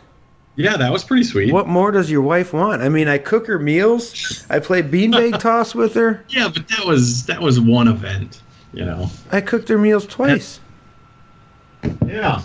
Did you? Well, At we Fond did du Lac at Rest? we did at Fond du Lac and at Owatonna. Yep.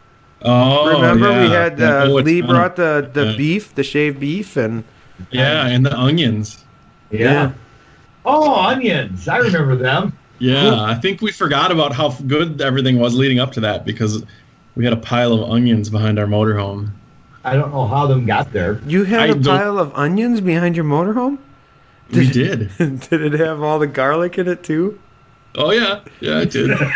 Yeah, and then I was like, I'm trying to be a good steward of the field and clean up our mess, and I grabbed the corner of the paper plate and it proceeded to fall all through the bottom of the plate. Hey, I'll just let you know, I had nothing to do with any of that.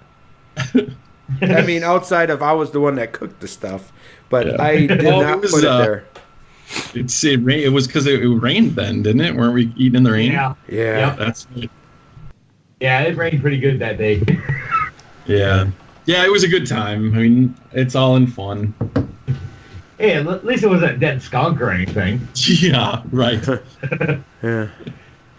It's not like when we was at Muncie where we were shining a light in World Famous's RV.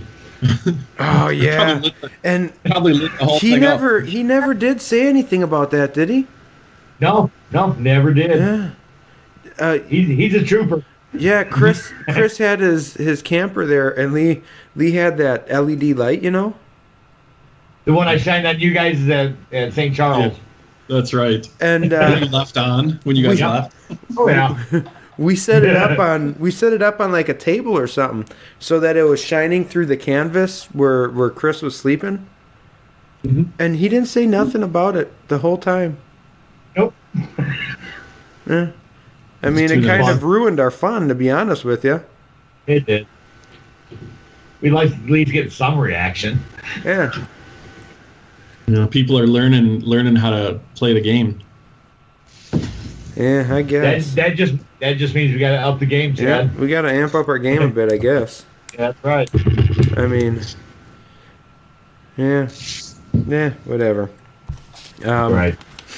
Let's move on to, I don't even know what we were talking about. Trailers. Oh, yeah. Lee's trailer. Yep, my trailer. They Yeah. get like 25 miles a gallon. Yeah, that'd be nice. Well, I'm hoping to 25, I want to get a 26. diesel truck because I can pull. I want to get a bigger trailer. I got a new thing where I'm not going to build anything under 150 inches. Oh boy. So with that, I I don't need even know a if bigger I've seen trailer. a trailer. How big's your trailer now? I got one that's the size of yours. Okay. Yep. It's a 12 by 6 with a V. Yeah, The 150 crappy inch thing about blades. mine is well, I got a half scale cub that fits in it fine. But mine is, it's super low so that I can fit it through a standard garage door. Oh, that's nice. So the top is low, and then I also have it closer to the ground. So every time I pull out of the driveway or any driveway, it scrapes pulling out of the driveway. And then every time I try to walk in, being 6'3", I smash my head, and I think I have a permanent lump from it now. That's a dent too. Oh man, it's terrible. I mean, when Lee can hit his head, it's bad. It is. It hurts. Yeah, I opted for the extra 6 inches of height just because I'm like 6'1", 6'2", so I'm like I can just get under there without hitting my head every time. Well, I want to do one not quite as long as what Balsa USA had, but close to the height, and I want it to be 16, and then 8 foot wide, and the 7 foot tall opening or whatever it is. Mm-hmm. So. Hey, Chad, wasn't somebody talking to us this summer at like Muncie about getting like a 8 or 10 or 12 foot trailer, 12 foot wide trailer? I don't know. You don't remember that? No, why? Oh, okay. Am I supposed to sell on mine? No, 12 foot wide. Wide. 12 foot wide? Yeah, don't you remember that conversation? No. Yeah, he was gonna buy a larger trailer, and he was gonna get like a 10 or a 12 foot wide trailer. Who the heck are you talking about? Well, I'm sure you can think about it after a while. It's very cryptic. Yeah. It's somebody we both know, been around. Huh. They were no longer around. I don't know. I don't know what you're talking. We'll talk about it after we get done recording. All right. Because obviously you don't want to put his ass on or his butt on blast. There you go. So. We'll do that. We'll be nice. Okay. Text it to my work phone. All right. I can do that. Because my other phone's dead. Google died. I'm left with Apple. So she lies to you. I guess we are down to Solartex and pinking tape, Lee. Ah, there we go. Unless John has something else he wants to talk about. No, I'm good for Solartex. I placed my order to stockpile like everybody else did. Yeah. There's already somebody, and I'll call him out. I forget his name now. That was me, Chad. Oh, I know who you're talking. Yeah. Makes sense. That goes back to the trailer thing. Yeah. That's what we're giggling about. I'll tell you, John. Okay. But Lee, you want to start talking about what you've been testing with for the linen and stuff that you've been working with? Yeah, we can do that. So several people have seen that I've been doing my control surfaces on the P39, and I'm using the polyester dress lining material and the polyacrylic to attach it. It's a cheap, quick alternative, no smell. You can do it in the house and whatnot, which is a big plus. I mean, you could literally do this in the living room with your significant other and sitting next to you and maybe not complain too much other than you might spill something on the floor or something, but it's working out really nice. The fabric that I'm using, it's lightweight. You can get it from a fabric.com is where I was getting it, and it's under $2 a square yard. A jug of polyacrylic is, I think a quart of it is like $16. So put 5 or 6 coats on, it shrinks up. It's working out really nice. Leading into that, there was just an alternative to, Solartex, which is gone out of business and whatnot. So people were worried that they can't get that exact thing. It's not the exact same thing, but it is a similar product that, just because one product goes out doesn't mean we have to give up modeling. we just have to find an alternative. So this is my source of alternative to it. So Yeah, and I mean, there's a lot of other products out there that, if you want to buy something specifically for it, you can do like the Stitz Light, which is, that's going to be substantially heavier. Did you ever weigh the linen, the dress? No, I was going to do that today, and I got busy doing other things, and the next thing I know, it was time to drink beer and talk with you guys. Yeah, so. Yeah. I know the Stitz Light is 1.75 ounces a yard or something like that, I think it was. And like coverall is 1.25 ounces a square foot or a yard. The plain text that Balsa USA had, which I don't know how much they bought before Solartex went out, but that is a solar film product. It's just basically the raw Solartex. That was 1.25 ounces a yard also. So yeah, I mean, there's a bunch of other products. Basically, what you're looking for is just a nylon or a synthetic fabric is gonna shrink up the best. That's what Seconite is, which is the full scale stuff.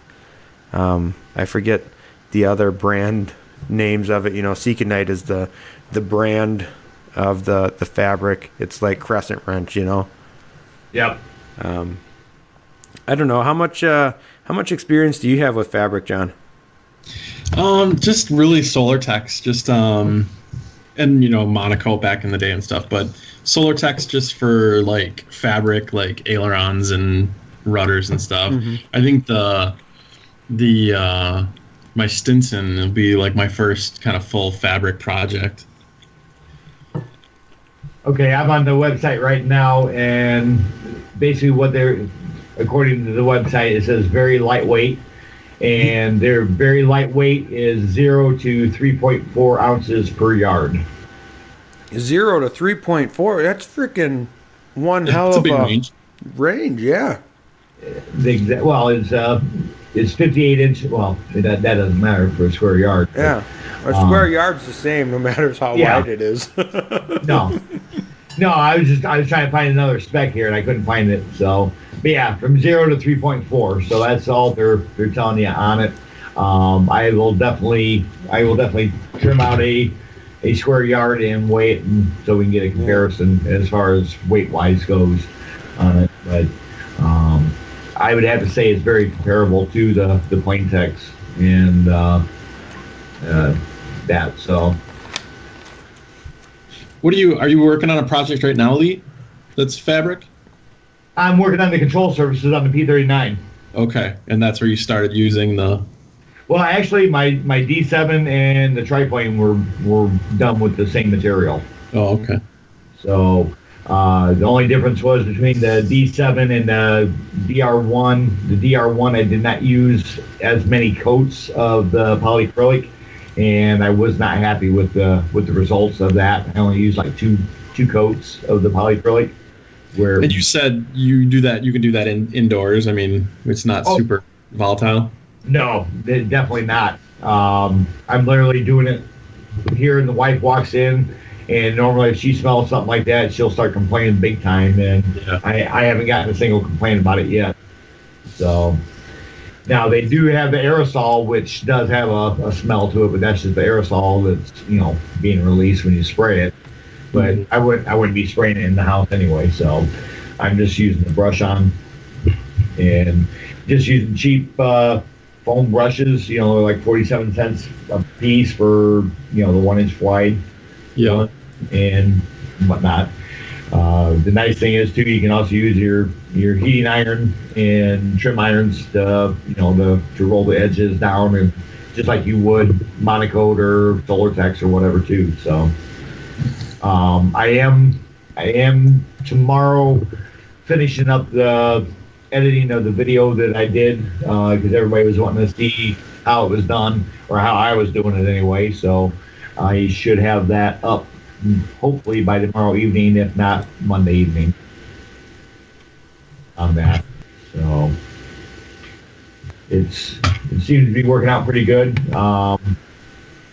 And And another thing that we talked about too is Dynamic Balsa has the company is called Pinkett, which has the pinking tape. Pinkett.net. You got it. I believe they also own, and I don't know, I could be wrong. I know when Gary was selling the Pinkett, he was selling the Decalit.net also with it. That did all the nomenclature and stuff like that. I don't know if, and maybe you can ask them, Lee, the next time you talk to them. All right. I don't know if they bought that as well, because Balsa USA was looking at buying that, and it was a package deal is what they were doing. Ah, gotcha. Yeah. I have not seen that on his site, but I haven't looked all the way through his site on that. I usually know, I kind of know what he has, but I haven't gone to his website in a while. Well, either, and so. he may have had to pay for it and just didn't want to do anything with it. That's true too. Yeah, because I know when we were talking, and I don't know, those of you who don't know, Gary, he owned Pinkett.net and Decalit.net, and he got cancer and passed away recently. Actually, it was last year, which is why he sold his company, and he wanted to get it sold before he passed away, which he did barely. Wow. But yeah, did you ever meet him or anything like that? You guys? I did not. All right. I haven't. I've used his products, but I never have met him. Yeah, he was a great guy. Always a pleasure to deal with, when I was working there, and he'd call up, and I mean, we'd sit and talk for half hour, 45 minutes every time he called, and yeah, it sucks. I hate when stuff like that happens, especially to a good guy like that, Yeah. And we've all had our buddies who's lost the battle, but it sucks. It does. No doubt about that. So. But anyway, for those that don't know, the Pinkett is actually cut down Solartex. Yep. So I actually did get a hold of Brian about that. He does have a well supply for a while, he said. He didn't know how long, but the way I'm actually doing this, I've come up with a way to actually do the pinking, and it's totally scalable and whatnot. So you can do third scale, half scale, whatever you want. So there is going to be a way of doing that.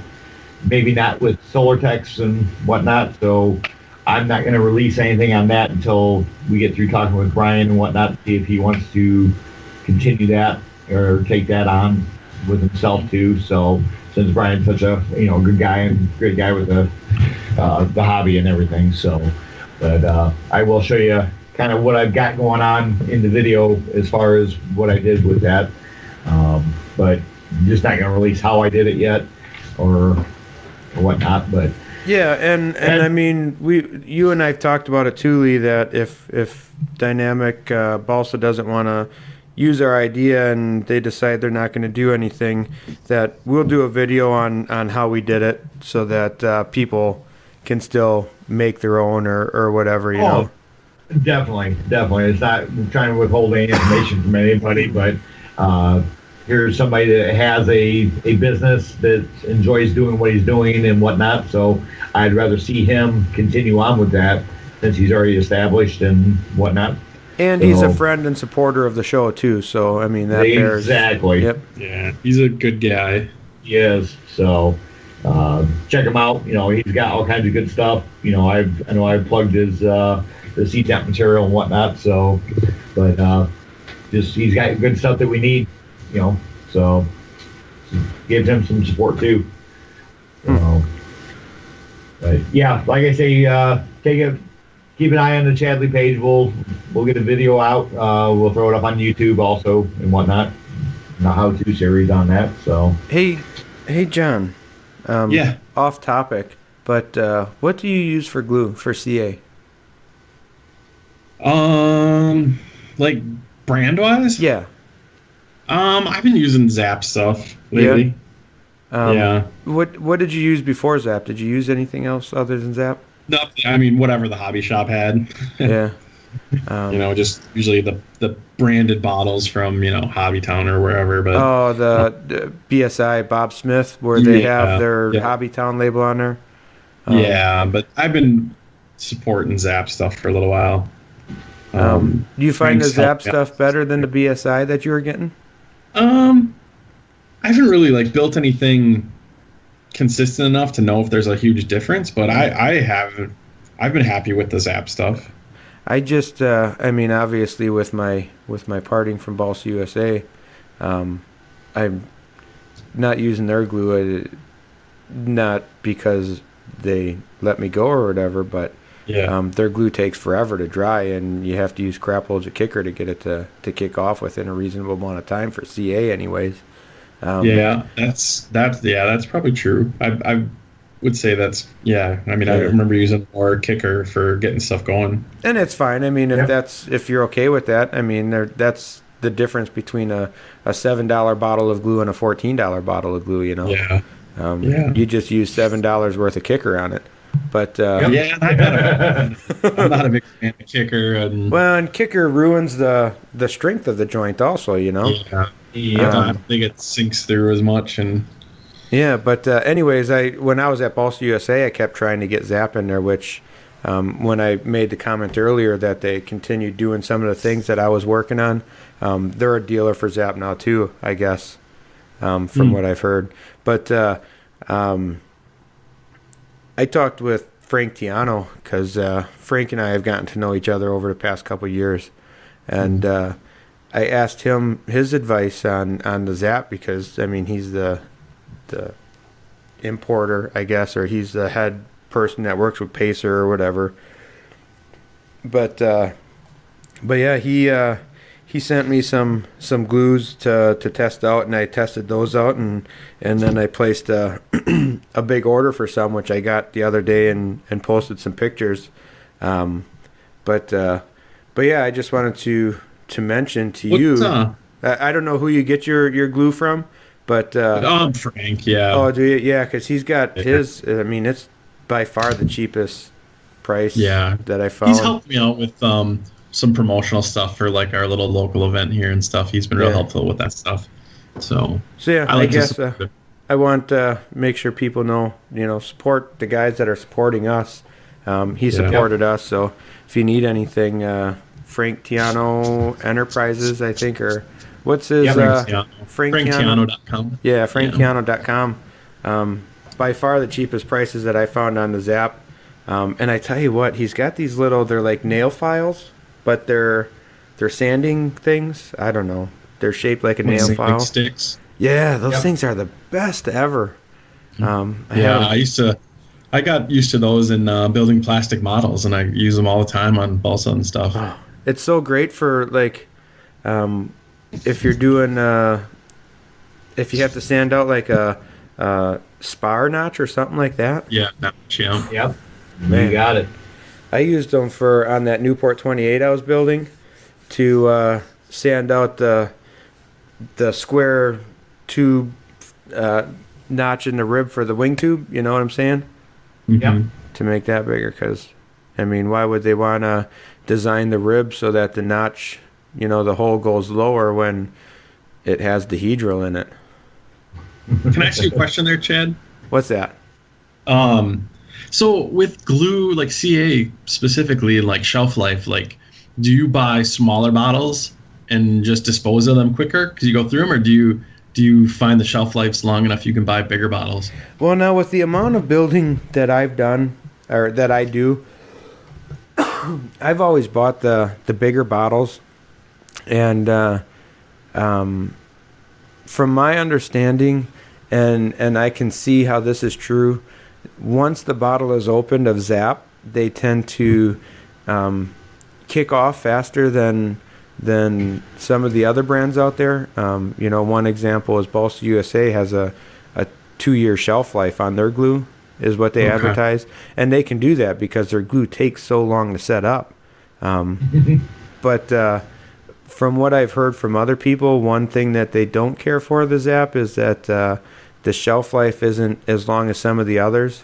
But the trade-off is when you want it to dry, it'll dry, which is an advantage.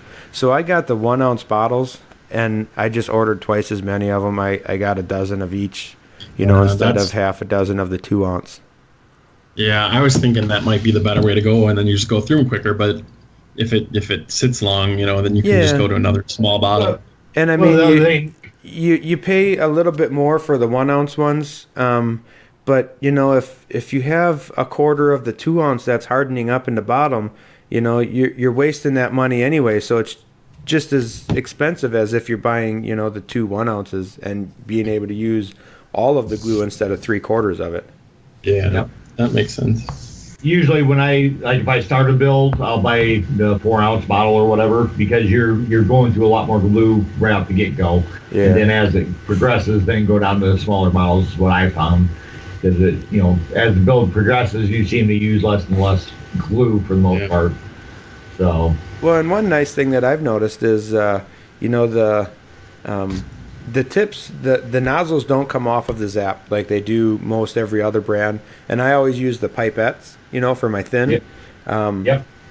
But the Zap has where you put the end on the end of the nozzle, so it's basically turning your whole glue bottle into the pipette.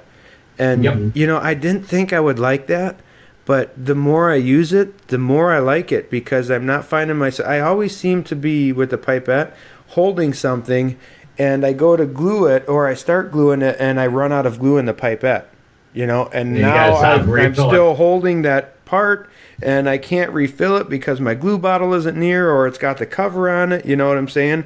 So I found that it's nice not having to refill it as often. Those I found, I've used it now for a while, and I had a couple of tips clog up on me now. But you pop it off and you put a new one on, and I tell you what, I'm getting 25 tips for the price of 6 pipettes that I was getting. You know what I'm saying? There you go. So it's really actually cheaper this way, and I think more convenient. Now, are you using the hook tips, or are you using the ones that have the tubing that you slide into them? Well, no, I got both of them, just so that I could try both of them. So far, I've just been using the hook tips. I haven't used the sliding ones at all, and I found the hook tips to be perfectly fine for everything I'm doing. I mean, I could maybe see on a smaller bottle, or not a smaller bottle, but a smaller plane, that it may be harder to get into some areas because it isn't as long, and then that's where that longer end could come in handier. But I mean, when, like I said, I've decided to build all big stuff, and for me it works perfectly fine. And I mean, I've been working on this 3rd scale, and there's still plenty of room. A 1/4 scale would have plenty of room. I would think most any giant scale, 80-inch or above, or the 60-inch biplane, there's plenty of room that you can get in there with just the hook tip, and it's fine. And like I said, it was like 25 of them for like $250 or something like that. Yeah. A little tip for the one that has the tubing that you slide in. Yeah. Easy way to put it in there is to cut a bias on that tubing and slide it in from the inside instead of trying to force it down through the outside of the tip. Which makes sense. It makes it go a lot easier. So now, what do you do? Do you put the whole? Because it comes with like 3, or like 5 3-inch lengths, right? In a package, do you put that whole 3-inch length in there? I'll put the whole length in there and pull it to where it almost comes out, and then I'll trim that down to whatever size I want. All right. And then reuse that tubing on the next one. See, now I was wondering if you could put that whole thing in and just trim off the end as it got clogged off. Oh, definitely you can. Yep, definitely for sure. And that way you end up with that, that 5-inch length, like a pipette would give you. Yep. That's what I've been doing, is just trimming off the end as it clogs. As it needs, yep. And how long? Now I haven't used those yet, John. How long do those normally last you? I mean, I get through. It just, I guess, depends. Yeah, what you're building and how often you're using it. But I mean, like, I I don't know. I'm trying to think of when's the last time I actually went through one. I mean, does it last a whole bottle, or are you using like 2 a bottle, or 2 bottles for every one tip? No, it's not. I don't think it's. I think it's the other way around. I think it's probably 2 per bottle. Okay, and you're using the 1 ounce bottles also? Yeah. Yeah. All right. Yeah. So I mean. But I'm not building. You know what I mean? I'm not building all the time. So I'm just trying to think of how long over time. So I think I'm trimming off as much as I'm actually using, probably, because I'm not building for long sessions at a time. There you go. Which, I mean, still isn't that bad of a price, because I think you get quite a bit of it for a couple, like $1.50, $2, something like that. Yeah. Yep. So. And for me, it's just easy to just keep snipping it down, you know. Yeah. Oh, definitely. Yeah. And another trick with that too is when you get done gluing or whatever, hold the bottle upright and gently squeeze the bottle, and then let go to actually try to suck that CA back down into the bottle itself. Oh, to clean out the tip good? To clean out the tip good. Yeah. And then when you do go down there or go to set it down, kind of set it down kind of hard to help, shake anything that's in that tip back down. So that's something that's worked out well for me anyway. Lee's tip on cleaning out the tip. Lee's tip on tips. You gotta set it down hard, he says. That's right.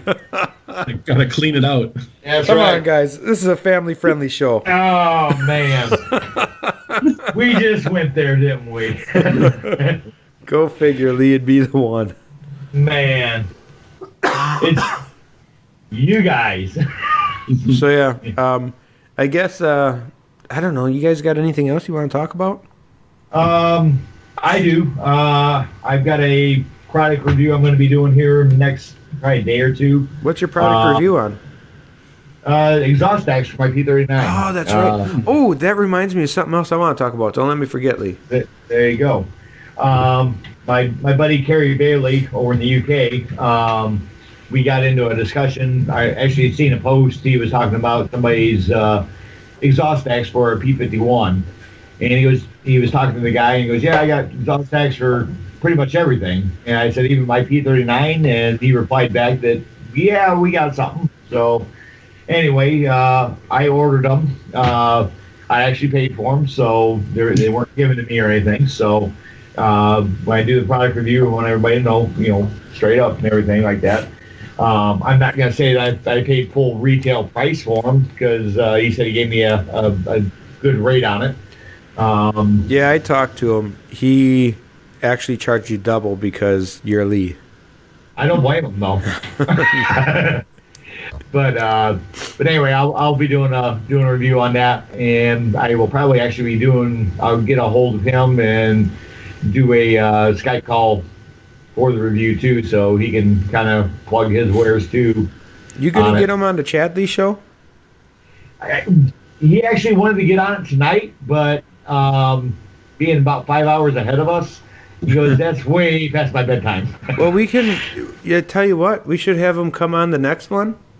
Okay. And we'll just record it earlier in the day, or like a Sunday morning or something. Okay, we can definitely do that. I mean, it'll be easier than with the person we interviewed this time, who was crazy picky about times, and I mean, he's kind of a pain in the ass to work with. It's got to be 6:34 p.m. on Saturday. I got to get up early and go to my fly-in in the morning. Yeah, we fly indoors in the gym on Sundays, so we gotta keep our skills fresh. There you go. So I wanted to talk about. I'm just gonna butt in, and that Damon Dag Atwood. You guys know who I'm talking about? I do. I know Damon. Yep. He is sending me a Lerone 3rd scale. Nice. And I'm going to do a review on that. Now, he is sending it to me free of charge. And I told him, I said... Oh, sorry. What did you say, Lee? I coughed. I'm sorry, buddy. Oh, whatever. I didn't hear what you said through your cough, but... Oh, I'm sorry. I didn't know I said anything. But anyways, he's sending it sending it free of charge. Sorry. I don't have a mute button. I still don't know what you're trying to say. I didn't say anything. Okay. Man, you're throwing me off my game here. That's not easy to do either. But I actually contacted him. I don't know. It was when he first started the Lerone project. And I contacted him and told him I was interested and I was going to do a review on one of his products. I said, I'm going to do one whether you give me something or I buy it. I said, either way, I don't care. And he said, oh, well, if you're going to do a review, I'll send you something. And I told him, I said, well, I'm just letting you know that this is the ChadLee show.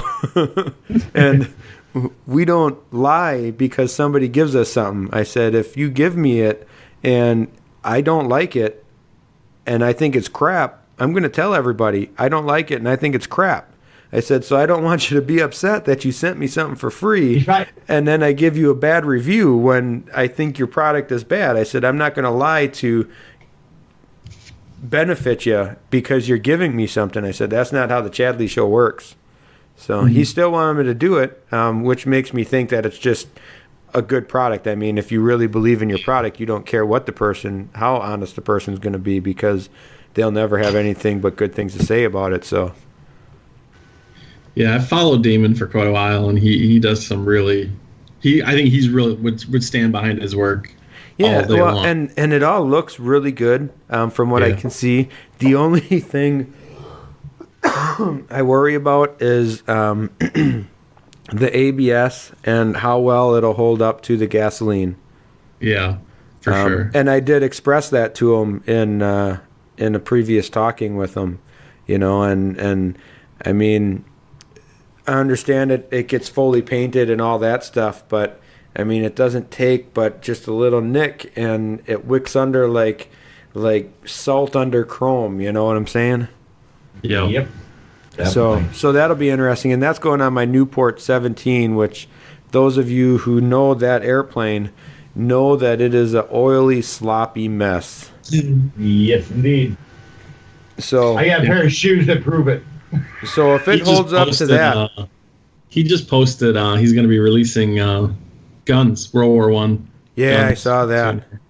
It looks real nice. So I may count them in. I mean, the reason I wanted the Lerone and I wanted to do the testing on the third scale is because Lee and I are building the half scale ones, and I already told him that if it holds up good on the third scale, I will be the first in line to buy a half scale. Mm-hmm. I don't care what the cost is because if it works and looks good, I mean, it's worth the money. Right. From what I've seen, his prices are super reasonable. And I even told him, I said, man, you need to raise your prices because they seem way too low for what you're doing. So yeah. Do you know kind of his backstory at all? I know a little bit, not a whole lot though. Do you know more about him than me? Yeah, I mean, I've been following him for a while, and I've talked to him about different projects and stuff, and he's just a real bright guy and real smart, and he started this project and he's involving his daughter in it, which I think is awesome. That she's like learning how to run the business and doing some of the shipping and invoicing and all that kind of stuff. So I think that's kind of his goal, is to kind of teach her some things, and she's real. It seems like she's got kind of her fingers in a bunch of stuff too, and they're just good people, and I love to support people that are good, and I'm sure he's busy. He works a full-time job, but he always is responsive when I have questions and stuff. I mean, he doesn't, he's never too busy to help somebody out. Well, and I've noticed that too with the couple of times I've talked to him, and I've sent him messages at crazy times, and he always responds, no matter when it is. Mm-hmm. So, yeah. But I mean, he builds awesome planes too. Yeah, I saw that. I started following him a lot in the last 6 months or so. But what was I gonna say? I don't remember. It's your story, dude. Crap. Your story. John screwed me. Oh. Nice. Give that man a shirt. Yeah, I better remember it. 8:57 p.m. Score one. 8:57. Man, we've been on. Oh yeah, you're on. Holy crap! It's 9:57 here. Man, You guys are different times. you know, I've been tired as heck here lately, and I told the guys I was working with, I said, man, I'm super tired. It must be the time difference in the jet lag. You're in the same time zone there, buddy. Yeah, I know. They all pointed that out to me really quick. I'm sure they did. Nice. So yeah, anybody else have anything else they want to say? Are you gonna go to the Freedom of Information Act? Oh, that's right. We got those. Yeah. We only had one question come in today. Well, I think that's because we had John on. Yeah, the electric guy, you know. Yeah, I mean, we asked her questions and we got crickets. And it came from my brother in the back of the room. That's right. Oh man. Boy, that reminds me of Elkhart. Before anybody says anything, there's a backstory to that. There is. Were you at Elkhart that year, John? Oh yeah. I was there, but I don't remember this story. Oh man. Oh, When they had the mayor speak?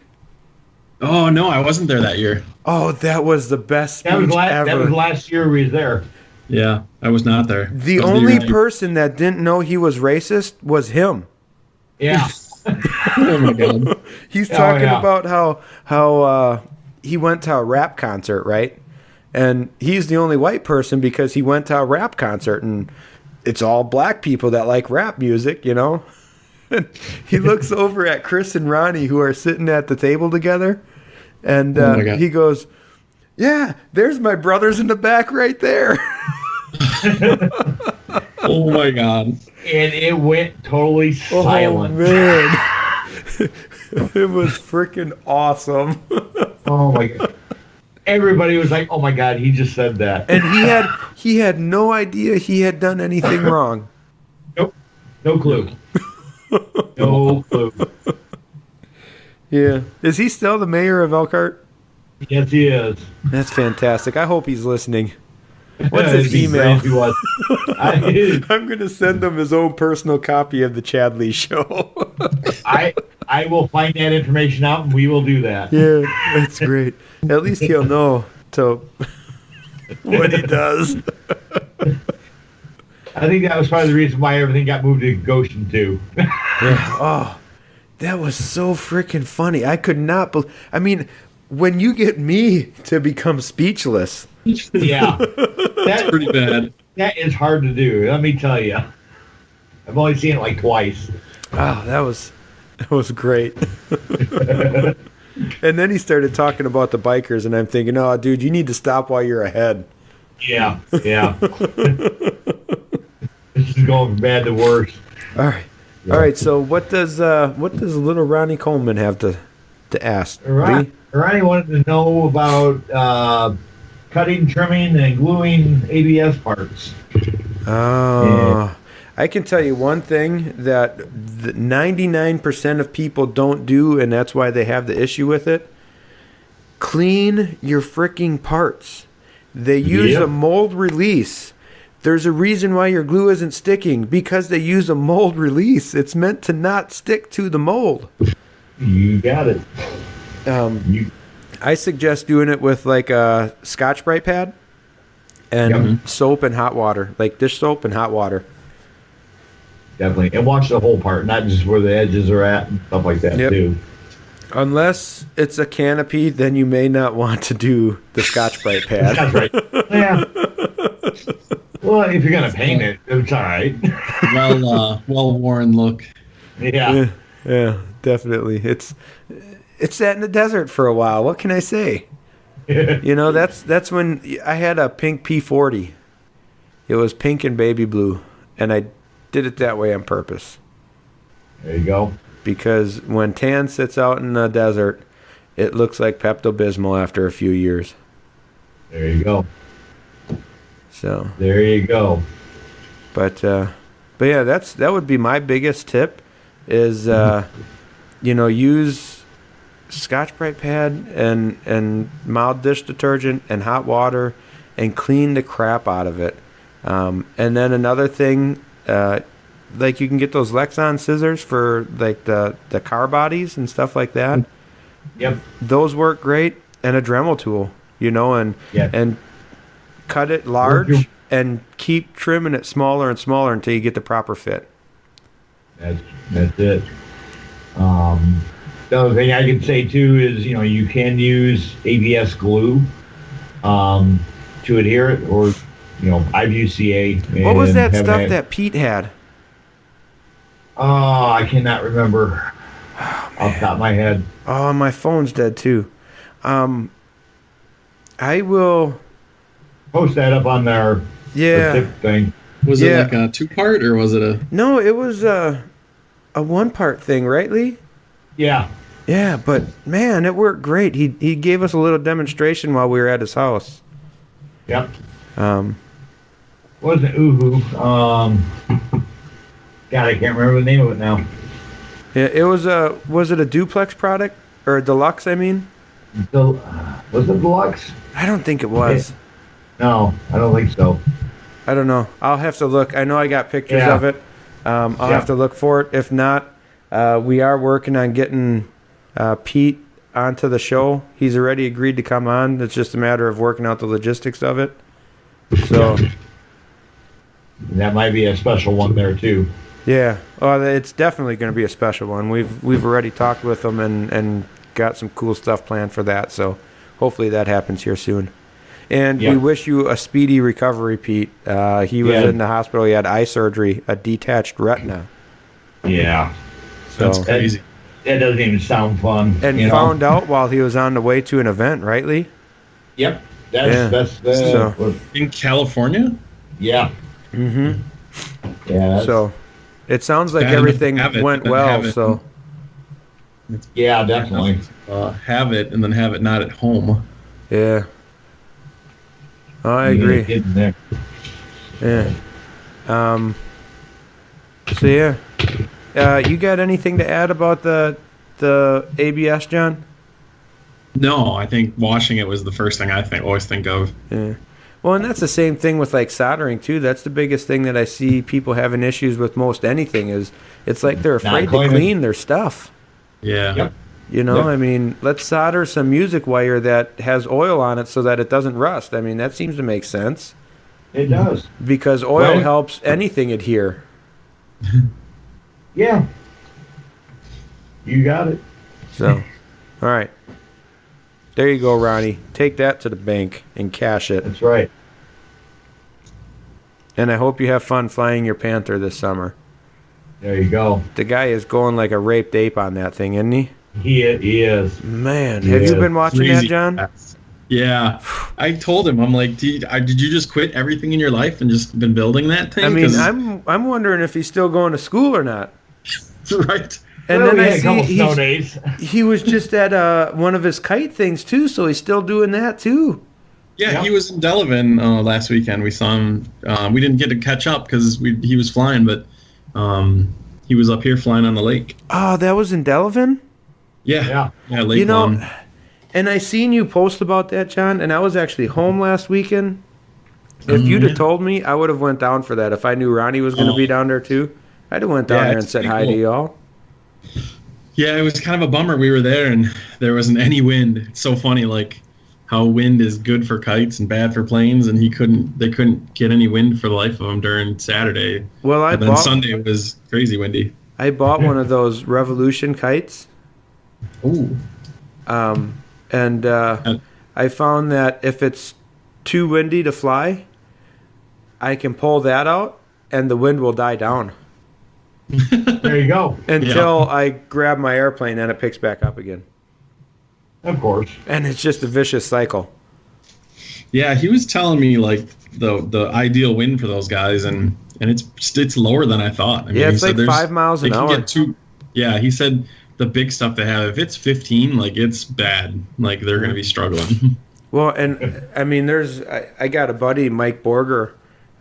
He does a lot of the kites, and he does, I don't know, it's called like power kites or something like that too. And I mean, in a 10-mile-an-hour wind, that kite will pick him up and move him. I mean, he literally straps himself to the ground. It's like, that seems like way too much work to fly a dang kite.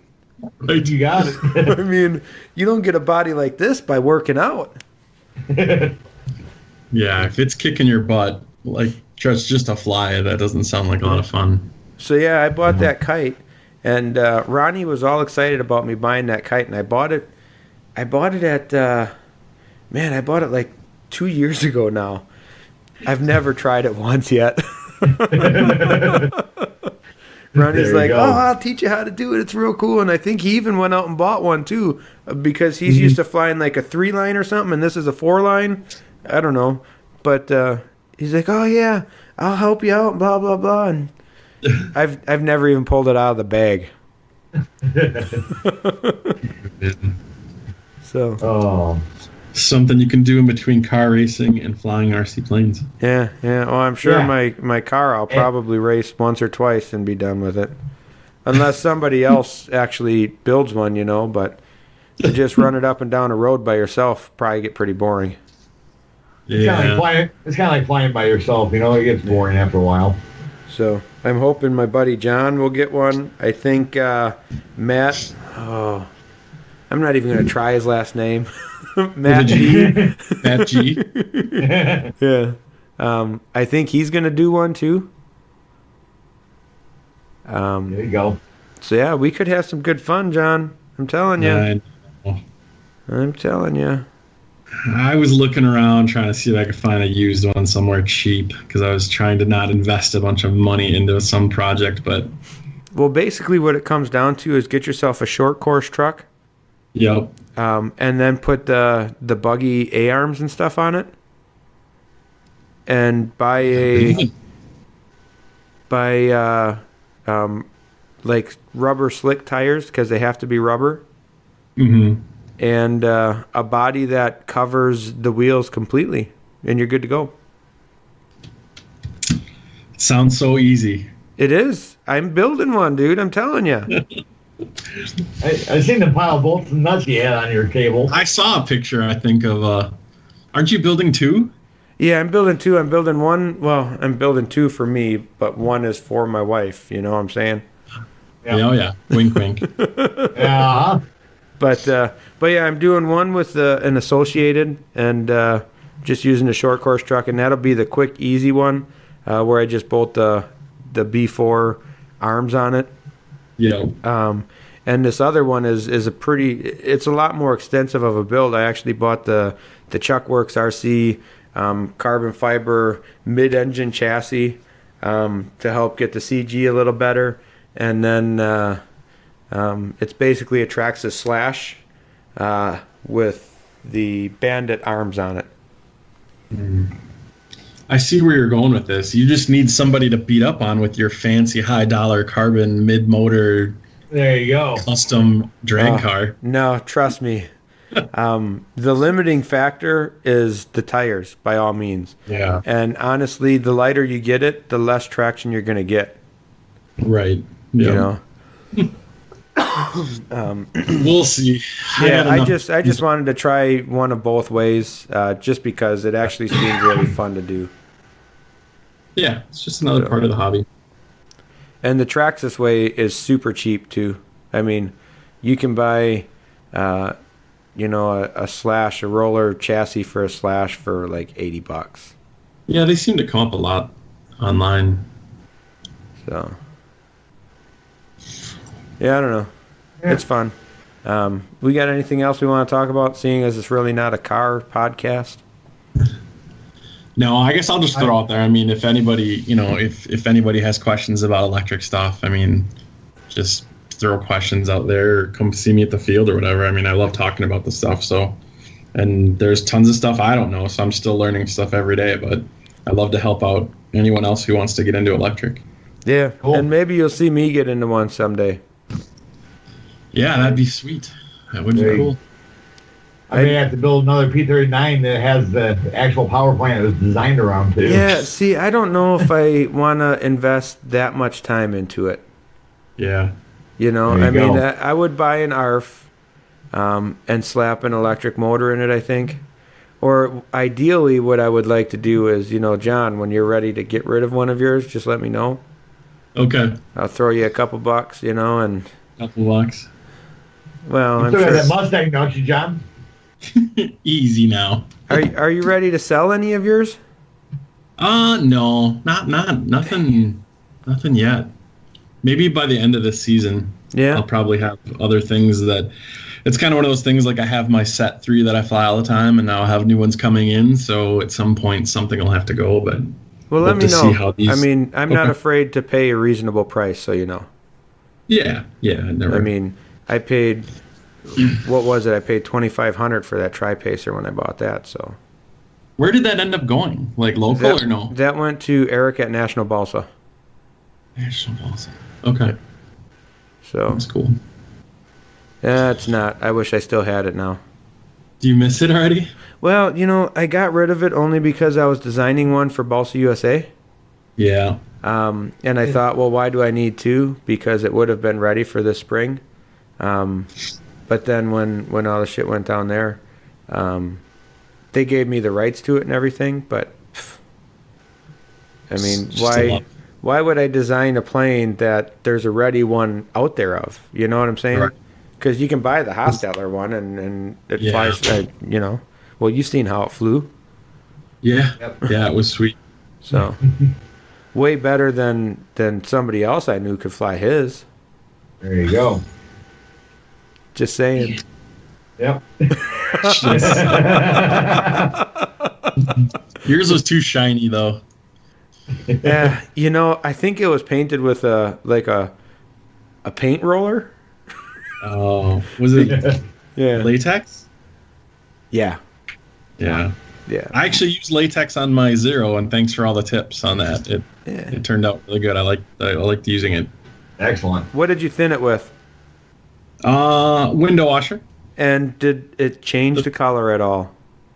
No, it was weird after you had mentioned that. I Huh? think last week or something. I when I was mixing it in a small cup, you could see like a little tinge, but as soon as you stirred it up, and Yeah. it didn't change the color, but you could just see it, a real initial, quick little color change, but nothing that changed it on the plane.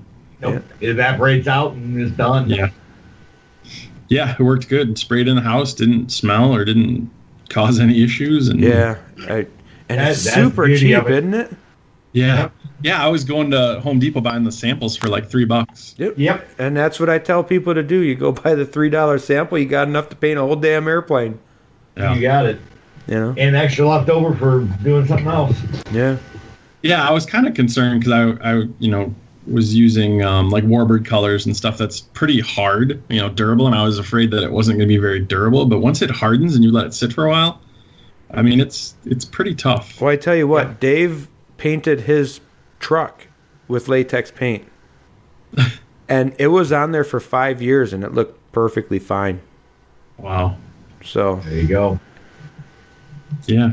So it's good stuff. Well, Yeah. you can see how durable it is on my Stuka, John. I mean, I drive flying it in rainstorms and everything else. Oh my God.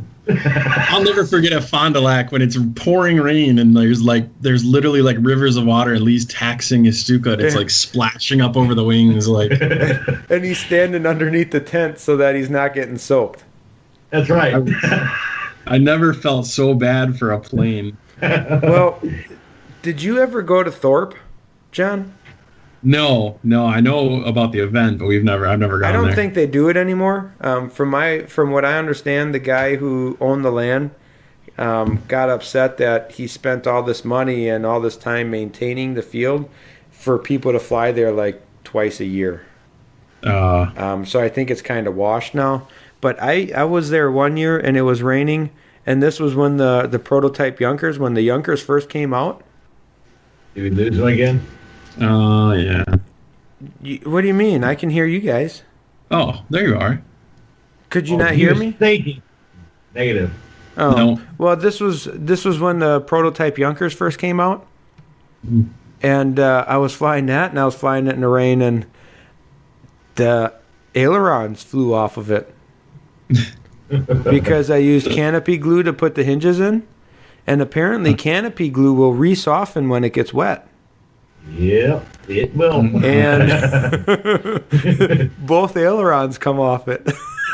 That was probably fun. Not to mention, my radio got waterlogged, and it, like, I would turn it off and it would boot down, and then start right back up. I'd have to pull the battery out to get it to stay off.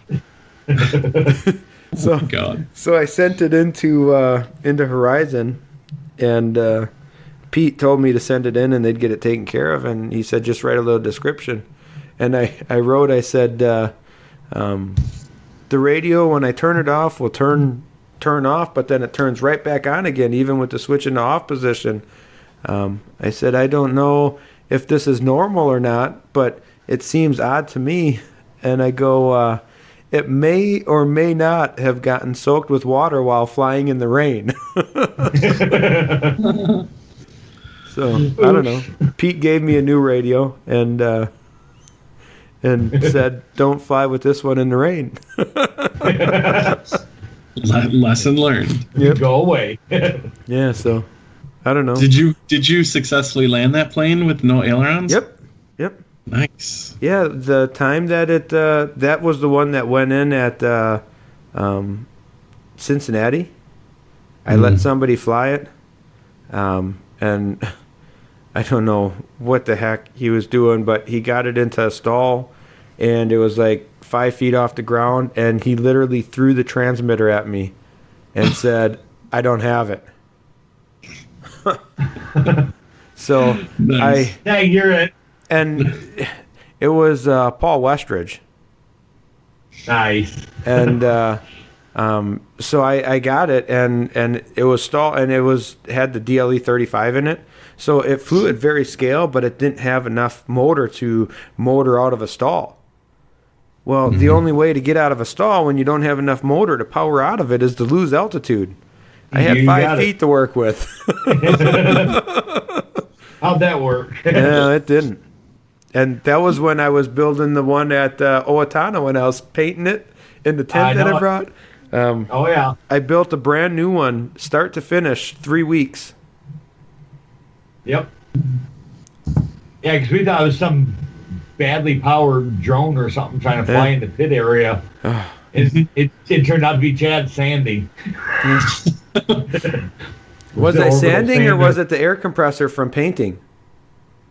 No, you was using like an orbital sander or something. No, I never use an orbital sander. Maybe it was your. Yeah, Air I think it was compressor. air compressor. I hand sand everything. All right. Yeah. It was something that was making a weird noise. It sounded like crap. Yeah, start to finish, I built the Junkers in 3 weeks, ready to fly. There you go. That's pretty freaking good. And it had to look like the first one. Yep. It's one thing making Oh. a scale plane, but making your plane look exactly like the prototype. Oh, so you took the ailerons off? No. Oh. Yeah. Ah, No more canopy glue. but yeah, well, There you I guess that's the end of the show. Make sure you guys support the people that support us. That's right. What do we have, Lee? Start rattling them off. And we lost them. So I'll go. Robart, Frank Tiano, Rotor Ron. Who else do we RC have, Lee? Outlaws? RC Outlaws. Yeah, who are them? I said Rotor Ron, Frank Tiano, Robart, Dynamic Balsa, National Balsa, National Pete Goldsmith Models. Designs, yep. Who else? Trying to think. Well, you got it on your shirt. It's right in front of you. I read them all off already. Trying to think if there was anybody else. Oh. Easy there, Oh, Copper. Best Pilots? That was the first one I said. Well, but the problem is you went away and they couldn't hear nothing you were saying. Oh, Best Pilots. Peter Goldsmith Designs, Frank Tiano Enterprises, Robart, Rotor Ron, Dynamic Balsa, National Balsa. Huh, fantastic. Boom, And- there we go. And if we missed you, too freaking bad. You didn't give us enough shit. There you go. So, all right. So, So you got, oh, wait. yep. Screw it. it's the end of the show. I was gonna do the Jeremy questions. We'll save them. Yeah. Yeah. All right. We're probably just about ribs anyway, right? No. Okay, we'll do it. You had to, John. I couldn't help it. I blame you for this. On Zenoa engines. Well, you should save them for next time. Okay, we're saving them for next time. Oop. There you Save go. next time. For Lee. Thank you, John. All right, Thanks, guys. guys. See you later. Thanks, John. Thanks for coming on, John. Yeah, no problem. See you guys later. Yep. Bye. Thanks. All right. And I whatever guess- happens in the hangar stays in the hangar. And keep calm and fly the plane or something like that. And build the plane or something like that. Yeah. And happy birthday, John. Happy birthday, John. Oh, thank you. All right. Bye, guys. See ya. See ya.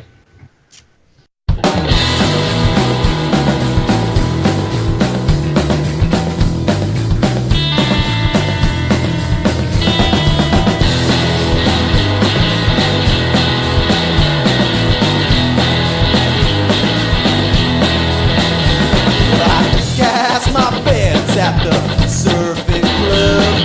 21 is the game that I love.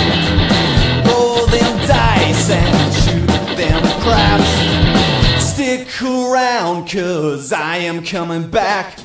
And I know someday I'm gonna make it big.